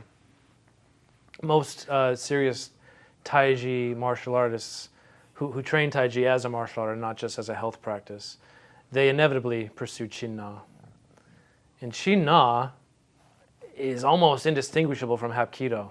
The locks, the wrestling approach. So I find that the way to make Hapkido work is to do it the way that the Chinese do it. And not to detract from the Japanese or to detract from the Koreans, but really, that entire Pacific Rim, all of their civilizations come, or at least were informed by Chinese civilization. They use their system of writing. They all have Confucian mandarins in their courts, royal courts. So Chinese culture permeates the whole region. You know, Zen is Chinese Chan. And especially with martial arts, everything, I mean, Japanese martial artists will do watercolors of Dhammo. Dhammo is Bodhidharma. So I think to trace the roots of any martial art, one would behoove oneself to look deeply into the Chinese. If you undertake also Qigong practices, the most complete Qigong practices are from China. Japan has them, Korea has them, but where they have them, they're almost directly borrowed from the Chinese. And they're necessarily incomplete without the Chinese too. Like for example, we were talking about breaking rocks. Japan and Korea have iron hand training, sure. Japan with the makiwara, Korea with my master's method of you just hit rock, you hit concrete every day just to build up your hand. But you have to remember in the pre-modern period, information was not as readily available. So traditions in the satellite countries would often develop without the benefit of a manual, a treatise, Chinese scrolls. They would have some Chinese writing, but they wouldn't have everything. And that's the case in medicine as well. As an acupuncturist, I know that Korean and Japanese acupuncture, while it has some nuances that make them unique, and even sometimes some innovations that make them very special, they lack the depth of Chinese acupuncture. So if you want to study acupuncture, you have to go to China, or at least you have to look to the Chinese. And I think it's the same with martial arts as well. We know that karate comes from right across the ocean in southern China. We know that there are other proliferations of, look at all the Chinese in Salat and so forth. It simply behooves you to look at China. The same way that in the West, to tie in with what we were speaking earlier, it's not enough to do Wicca, because Wicca is a derived tradition. If you really want to understand Western magic, you have to look to the Middle Ages or even to Greek Neoplatonism. You can't just do New Age material. You need to dive into the real thing. And Hapkido is the same way. Hapkido is a constructed martial art that the Koreans put together based on Hyung Soo has a pretty good lineage, but it's an art foreign to Korea. And he's the sole contact with maybe a few others, point of contact. Korea was not immersed in Aiki tradition. So to fill it out, one has to borrow, or one has to look to see how other people are doing it, the same as you do any type of research to complete any other type of knowledge. So that's why. If I'm guilty of that, I think I'm bringing Hapkido into what it's meant to be, the truth of movement. And the truth of movement comes from studying all that martial arts has to offer. Can you tell me a little bit about Tony as a teacher? And you really spoke highly of him. I remember, funny enough, you told me Master He is more of Sun Tzu, and then Tony is Lao Tzu in terms of just who they are and their approach as teachers. But yeah, tell me a little bit about Tony and your experience with him. So Tony is Ho Nanjie. He's a Taiji grandmaster who was from Shanghai, and he's quite advanced in years now. As a Taiji master, well, I've never seen anything like Tony Ho with what he's able to do with Taiji Chuan, especially in the way that Taiji is so much understood these days as a kind of exercise for old people. That's not what it was when you learned from him. With what he was able to do, the refinement, the precision, the exactitude of movement that he could capture by a timed impact to block a punch at the exact right angle that would capture the puncher's energy and momentum and send the puncher flying. And I know because I was the puncher, and I was punching as hard as I could. I look at that and I say, that is the goal. That is one of the highest achievements possible in martial arts.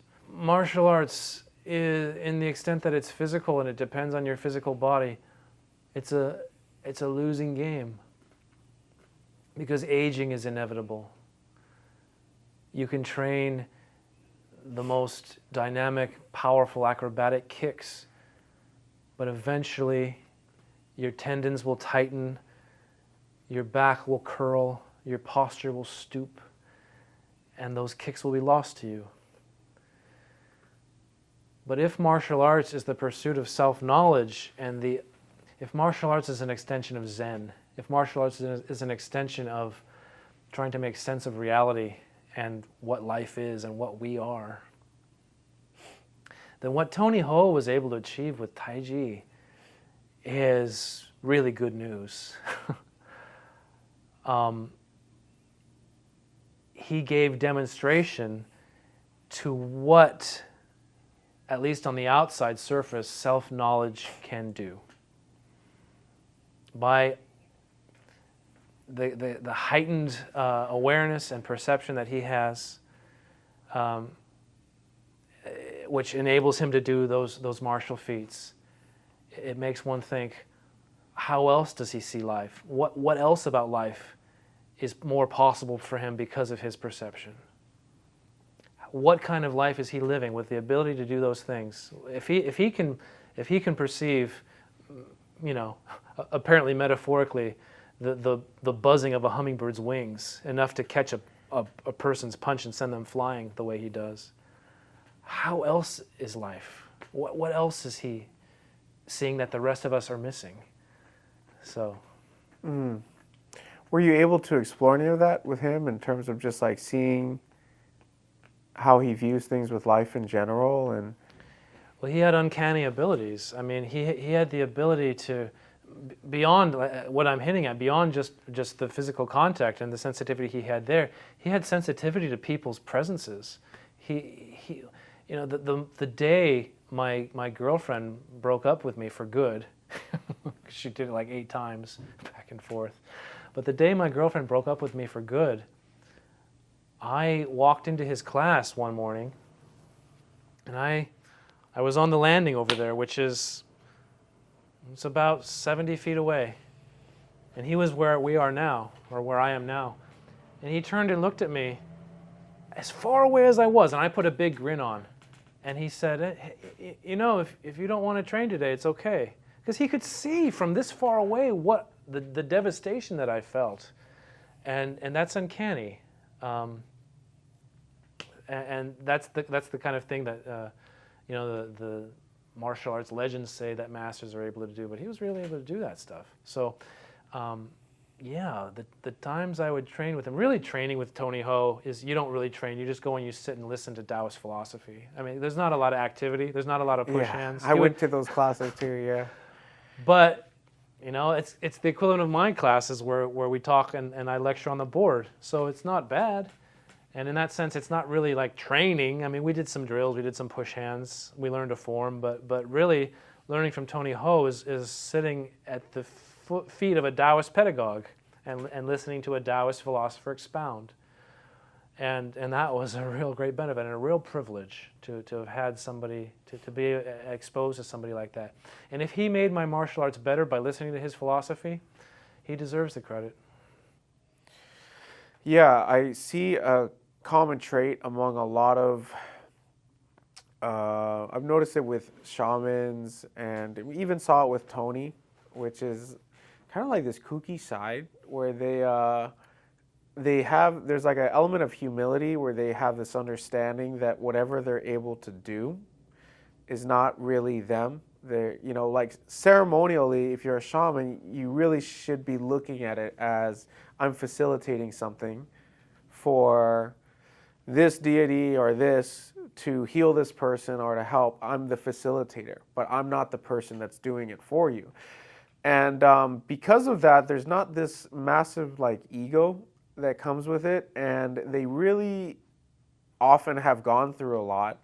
and life is a joke. And Tony used to tell me that. And even medicine men that I knew, and Native Americans, it was a similar thing. Like, they were the first person to say like a pervy joke, like when it was like not the right time to say it, and they were immature, and they were very open about their flaws and stuff. And that was something I appreciated too. But it's also humbling to see that even people that get to develop these high level skills, even within spirituality, they still have the same human problems that I see. They'll have breakups. They'll have, you know, get into arguments with this person, like certain little petty things.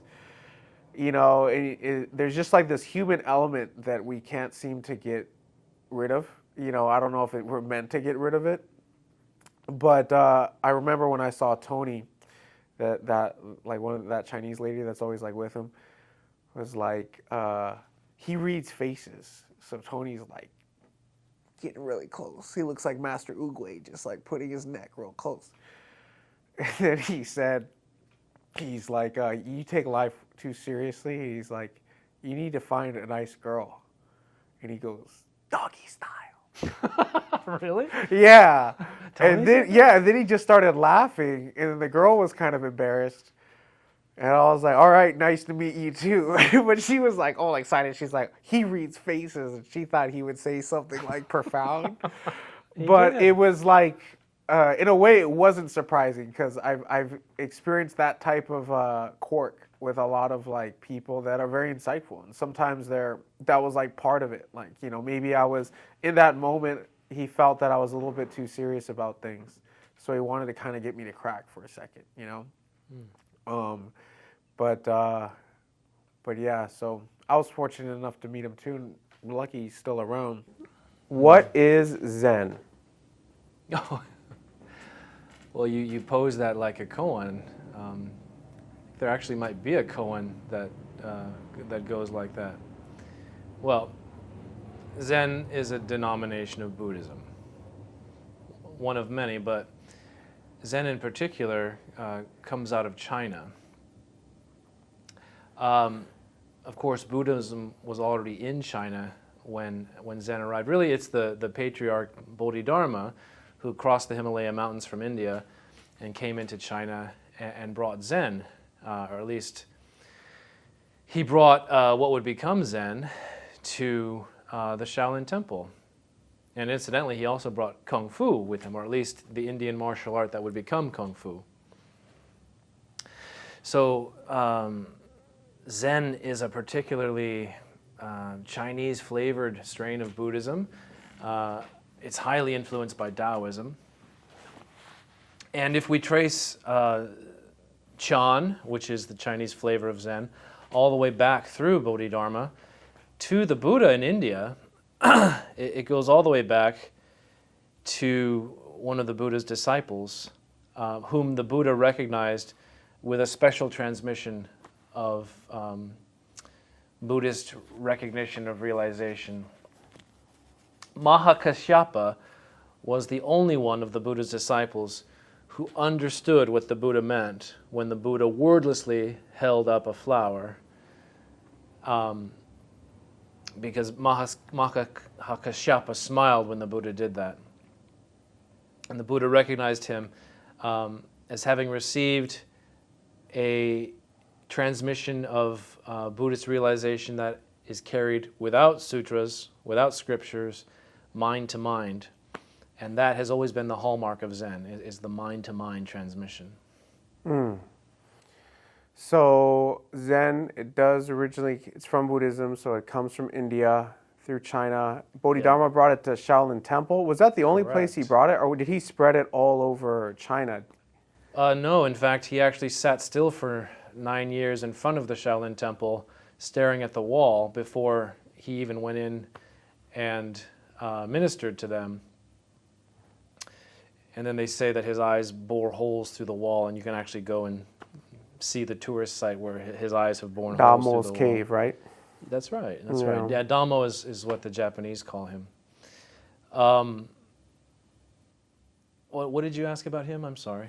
Oh, I just was curious if he spread that throughout Right. all of China, because, or is No, it no. something that Zen is just uniquely they intertwined say- with martial arts? It absolutely is. I mean, they say that there were multiple Shaolin temples. There's supposedly a northern and a southern Shaolin Yeah, temple. but- But really, at that time period, which is the 1st century CE, we can assume there's one Shaolin temple that he brought it to.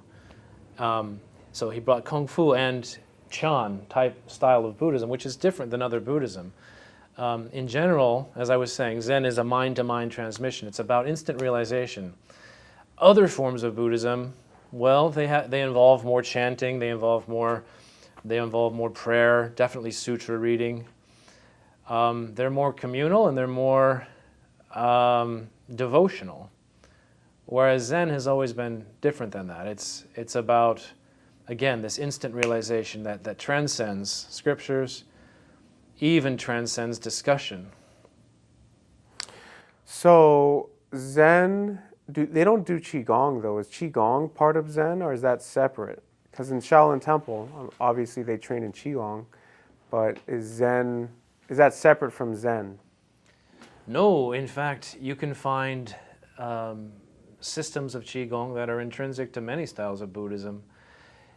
You would think that Zen wouldn't celebrate Qigong or wouldn't make use of Qigong because, again, it's supposed to be this direct realization of the mind. And in fact, they call any type of even dreams or even the types of visions one has during meditation, these are all considered Mongil or illusion, and they're supposed to be avoided.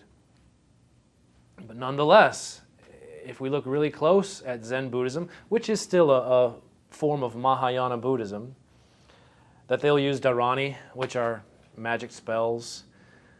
And if you look at some of their meditation practices, they're Jhon, which is meditation. There's a lot of concentration on the Dantian. There's a concept of the microcosmic orbit circulation. And even if we go to Japan, I think it was the monk Taquan, I could be wrong, but he was having a bit of a psychological crisis from, they call it Zen sickness, when you ponder the self-negation and the aspect of void that's discussed so much in Zen. So he was in a real psychological crisis, and he visited a Taoist in Japan who was a hermit who lived in a cave, and this Taoist taught him a special type of Qigong visualization wherein one imagines a brilliant pat of butter melting on one's crown and dissolving through the body. And ever since then, that became a part of Zen, which is obviously a Qigong exercise.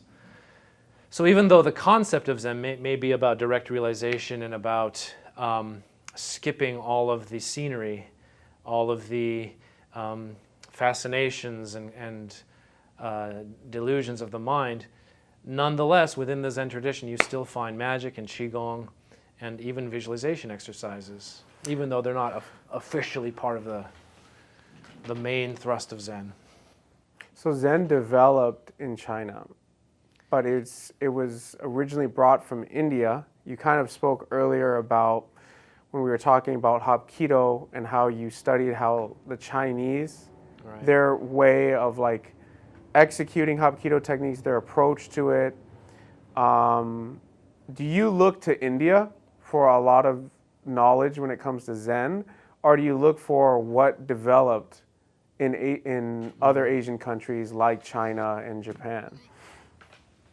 Yeah, so it's a fair question to ask, to extrapolate if I'm saying that so many of the countries of Asia source their martial arts and even their language and their culture in China, then why wouldn't one go one step further if Zen supposedly came from India? There was a golden age of Zen in China, pretty much the Tang Dynasty, which the Tang Dynasty is like 600 to 900 CE. So a lot of the flowering of Chan scriptures, which even later Japanese Zen would look back to, is sourced in that era, that time period. They really trace it back to the sixth patriarch, the Hyung, who is supposed to have gotten the ball really rolling in China. Bodhidharma was also, he was being the one who brought it from China, though. We can also trace lineage of patriarchs back from Bodhidharma, as I said, back to the Buddha, Mahakassapa.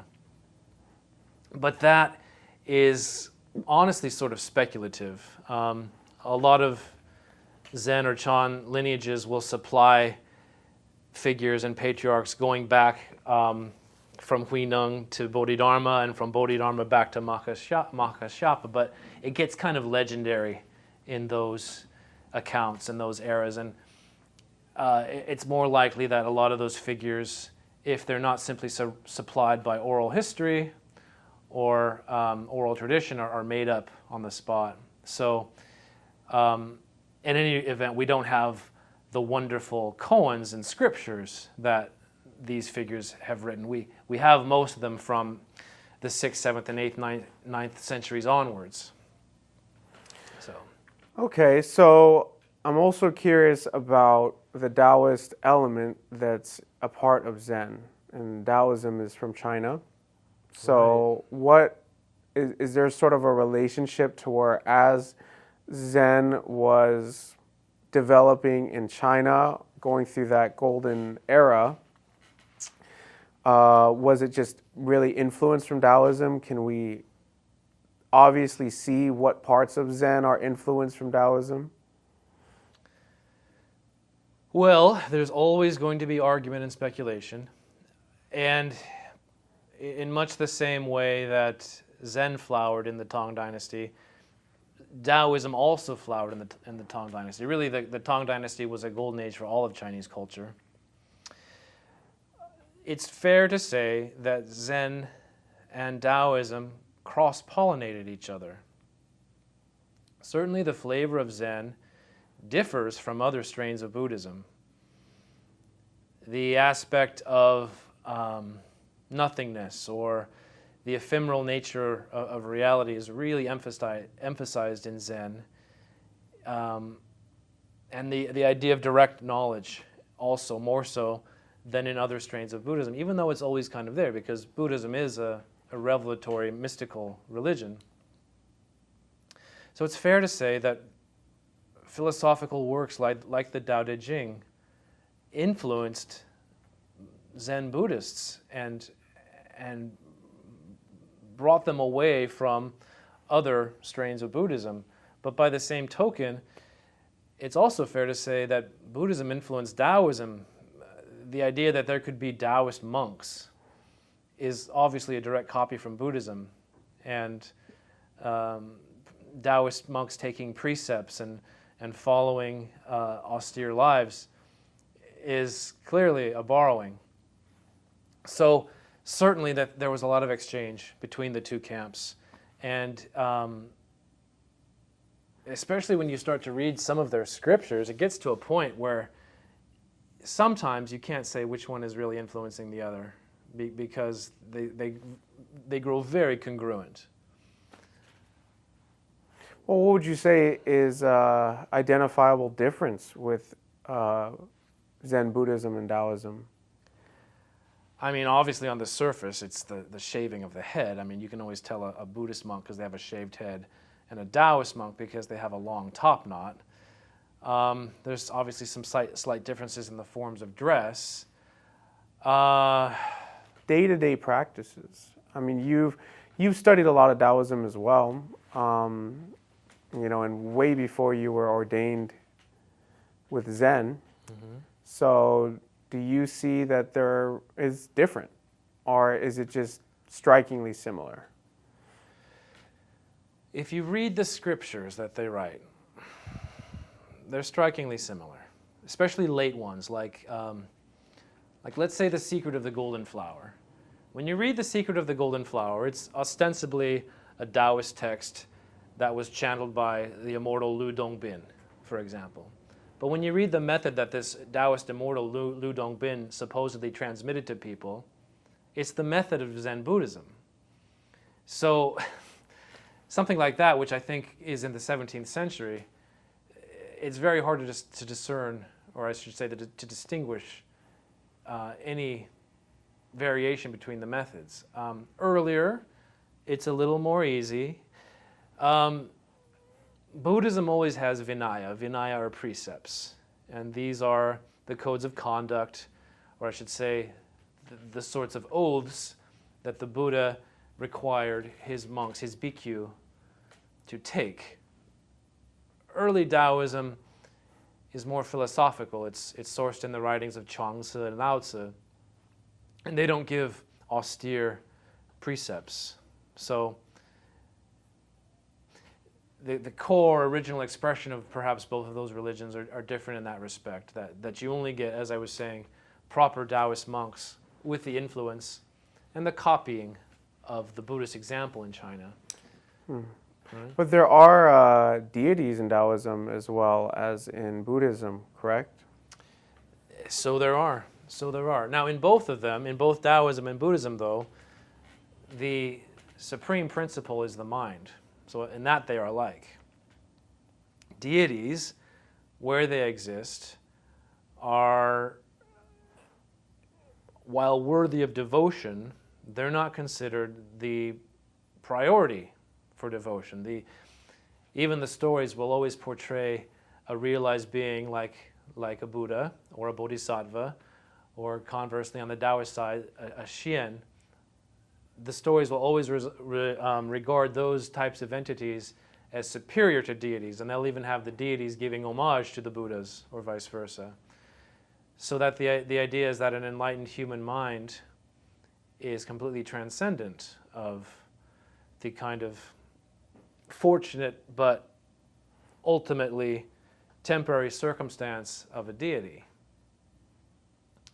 And then in some ways, deities are even personifications of ideals. Like, for example, the deity Prajna Paramitra is a female Indic deity, but she's really just the personification of wisdom. So she is the wisdom that a Buddha would have.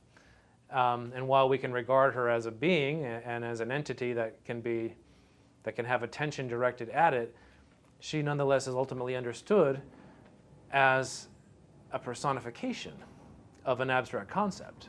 So similar to ancient Greece with Athena and... Oh, well, the way you mentioned that, Prajna Paramitra is very closely cognate with something like Athena. Yeah. The Hindu counterpart of Prajna Paramitra is even regarded as coming out of Brahman's heart. He doesn't come.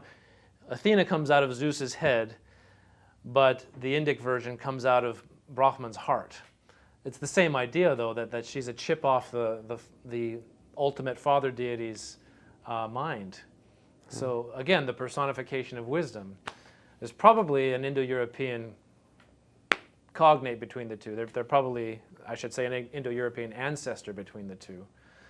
But yes, the habit of personifying wisdom, that a deity is not a discrete entity, but an anthropomorphization of an abstract concept, is also another way of regarding deities that both Buddhism and Taoism have. So let's get to how Zen actually works and operates on an individual level with you as well, because you've been practicing Zen, I would say formally, for how long?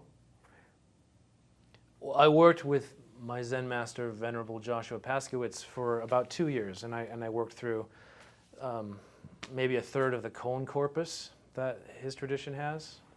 Okay, so obviously it's had a benefit to your life practicing Zen, right? I mean, it's wisdom has been acquired, insight has been gained, realization has been deepened. So, when you're studying Zen under your master, what practices do you have to do? You said it's different from other forms of Buddhism, where there's sutras, there's specific prayers, chanting, all of that. What's the structure of Zen? Is there just no structure, or? Right. So as I said, despite the ideal of Zen, Zen does make use of dharani, There are sutras that Zen values, particularly the Diamond Sutra, the Lotus Sutra. But realization does not come from the sutras. Realization is, as I said, meant to come mind to mind. And the situation that is arranged to help facilitate mind-to-mind transmission is called dokusan, or dokcham in Korean.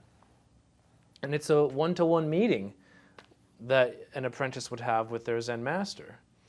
And at these meetings, the traditional tool of instruction, or at least tool to facilitate this said mind-to-mind transmission, is called the koan. And you can think of the koans as, they're more than riddles, but they are, well, they're called, gongan means case studies. So they're sample exercises in the demonstration of a realized mind. So can you sort of break down how that works? Can you give an example of a koan? All right, so, okay, here's one from, I believe this is the Zen master Nanjie Yishuan, again from the Tang Dynasty. And in this koan scenario, a Zen apprentice student asks of his teacher, "What is the Buddha?" And the teacher responds, 6 pounds of flax. Right. Now you're giving me a stunned and rather stupefied expression. It doesn't seem to make sense. Right, Zen koans don't make sense. And that's why they require more than your ordinary mind, or I should say more than your thinking mind, to apprehend. And sometimes they can even be iconoclastic. Like, so there's another koan, it's very similar. In this one, the apprentice asks the master. The master is Yunmen Wenyan, also from the Tang Dynasty. And this time the master answers, "The Buddha is dried shit on a stick." So now, again, the answer doesn't make sense, or it seems at least iconoclastic. It is. It's probably meant to shake the student out of their rote, pat idolization of the Buddha. You can imagine that no Christian priest would ever say, Jesus Christ is just dried shit on a stick, right? Nor that if you saw or encountered Jesus on the road, that you should beat him to death with a stick. But that's exactly what another Zen master says, that if you see the Buddha, I would beat him to death with a stick. This is meant to shake. It's meant to do a lot, but to comment on it, it's meant to break the student's rote pattern of simple adoration. That there has to be more to reality than falling into patterns of simple supplication and adoration. The realized mind sees things as more than that and isn't attached to stereotypes and forms. So if you were given that koan by your Zen master, what would you do with it? You would meditate on it? What exactly would you ponder it? And do you think about the words? Do you think about the energy behind what the master said? Do you chant the saying to yourself? Do you just repeat it in your head till something comes to you, or how does that work? Well, it's funny that you asked that. In the old tradition, a student was required to memorize the koan entirely, which is kind of important because then one can transmit it later. Also to know the history behind when it was said and by whom. But you ask if one should ponder it. Well, simple rumination or contemplation doesn't really do the job. So one has to meditate on it. One has to...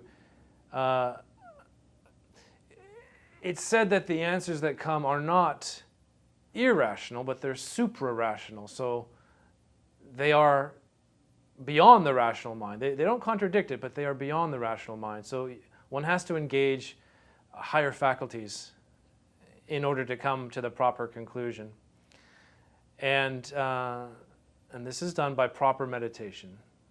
That when one gets one's mind to the state that it's easy to perceive, or that one is actually finally able to perceive the answer, then the answer will be apparent. So why Zen? I mean, you've studied a lot of different spiritual practices, Taoism, Buddhism. I know all this. I think Zen interlaces. is inextricable from Budo. The real flavor of martial arts practice as it exists in the Orient is informed by Zen. And Taoism too, but Zen is also informed by Taoism. So it is part of the unique cultural heritage of the East that sees martial training as a form of self-development and not just an end in and of itself. So that's one reason, is that martial arts is Zen. The reason we train with martial arts is a form of sadhana. It is a shugyo, which is a work that we return to again and again as a form of self-discipline. So they are inextricably tied together. But more specifically, within our Kuk Sool tradition, I mentioned that Master He had trained Zen monks in the 60s. In fact, he was on KBS, which is Korean Broadcasting Service, in 1968 with his direct master, Hyung, and they did a TV special of them teaching the monks. Now, monks of that lineage who had received Kuk Sool from them grew up and have spread through the world, also under Li Hanchul, which is another Kuk Sool guy. And they trained people who trained people who trained people who trained the man who ordained me in Zen, Joshua Paskowitz. So Joshua Paskowitz is also in this Kuk Sool family. And so in a way, by my having pursued ordination under him, it's all within the Kuk Sool family, and it's come home. So it's come all together. Yeah. So I actually received an ordination from someone in the same lineage as the people my master taught.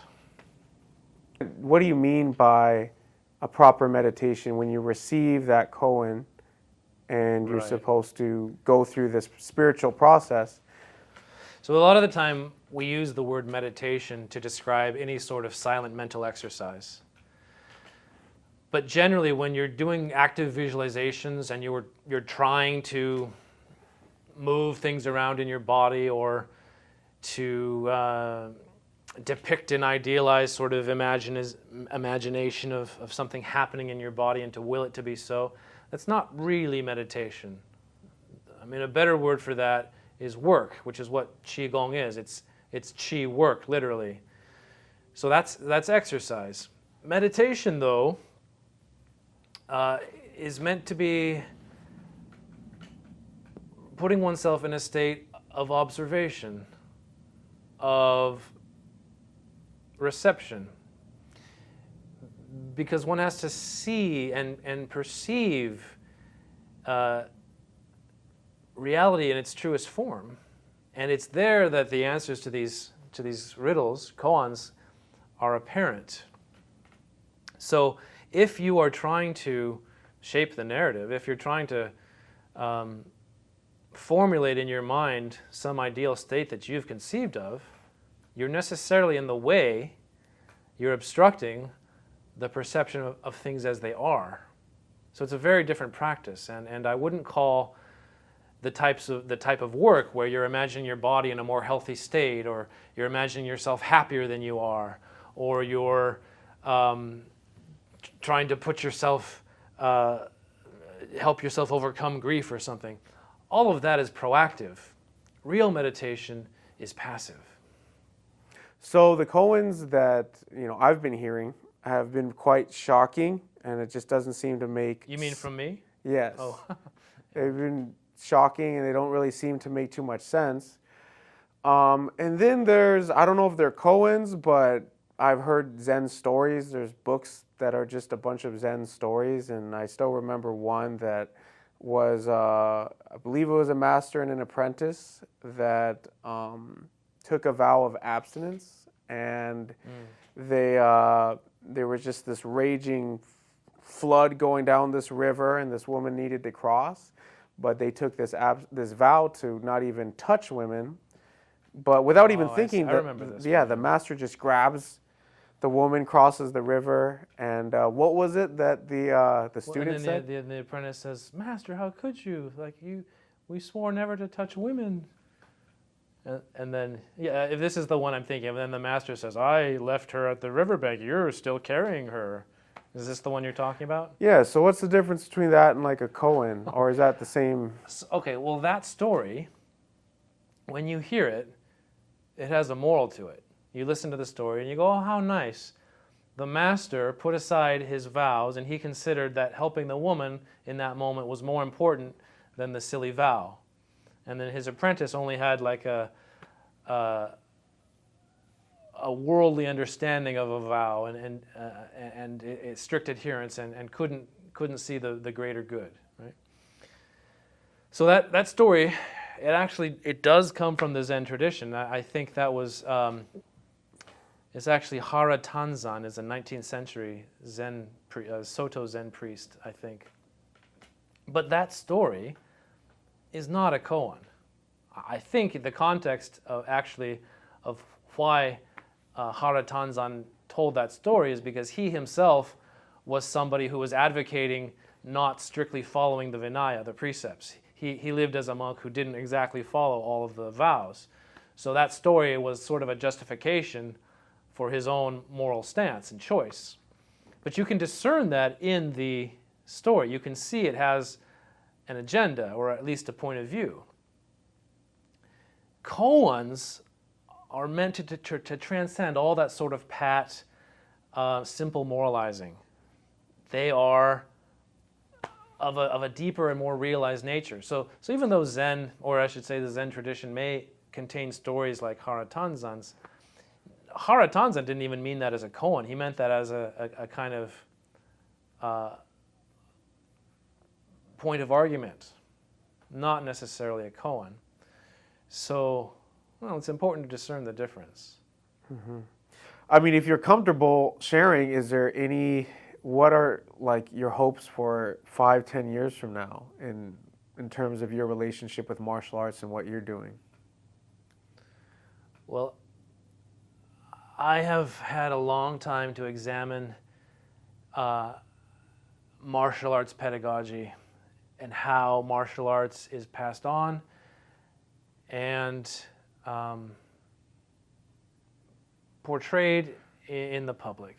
And I see that with the rise of interest in combat sports, on the one hand, and with the decline of traditional martial arts as a business model on the other hand, that for the real substance of these traditional arts to be preserved, that they really need to return to their roots. I no longer believe that the business model of promulgation of martial arts is adequate.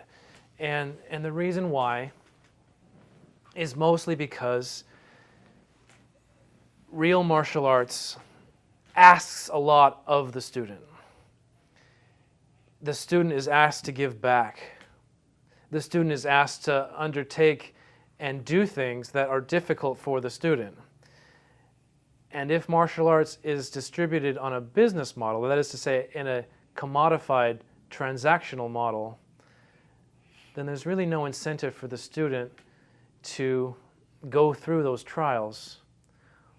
Why, if I'm working hard for a living and martial arts is my recreation or martial arts is my way to stay fit, why would I train myself to put my hand through a brick? Why would I memorize 400 techniques and meditate if I'm paying somebody to teach me? Why should I participate in community atmosphere such as upkeeping the training space or cleaning it or being there for my fellow students when I'm paying for a service that is being provided to me? And when I look at the origin of martial arts, where such a model was not what martial arts was designed for, nor the means by which it was passed on, I see that martial arts needs to return to those roots if it is to preserve its value in spirituality and self-development. We cannot ask customers to do those things because the customer is always right. But a student is not always right. A student has something to learn. A student is following a path that others before them have trod. So they need to be,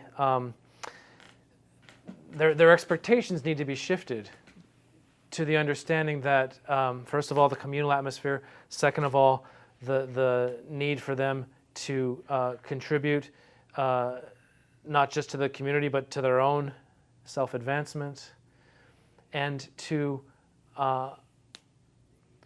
learn not just for recreation but for their own benefit.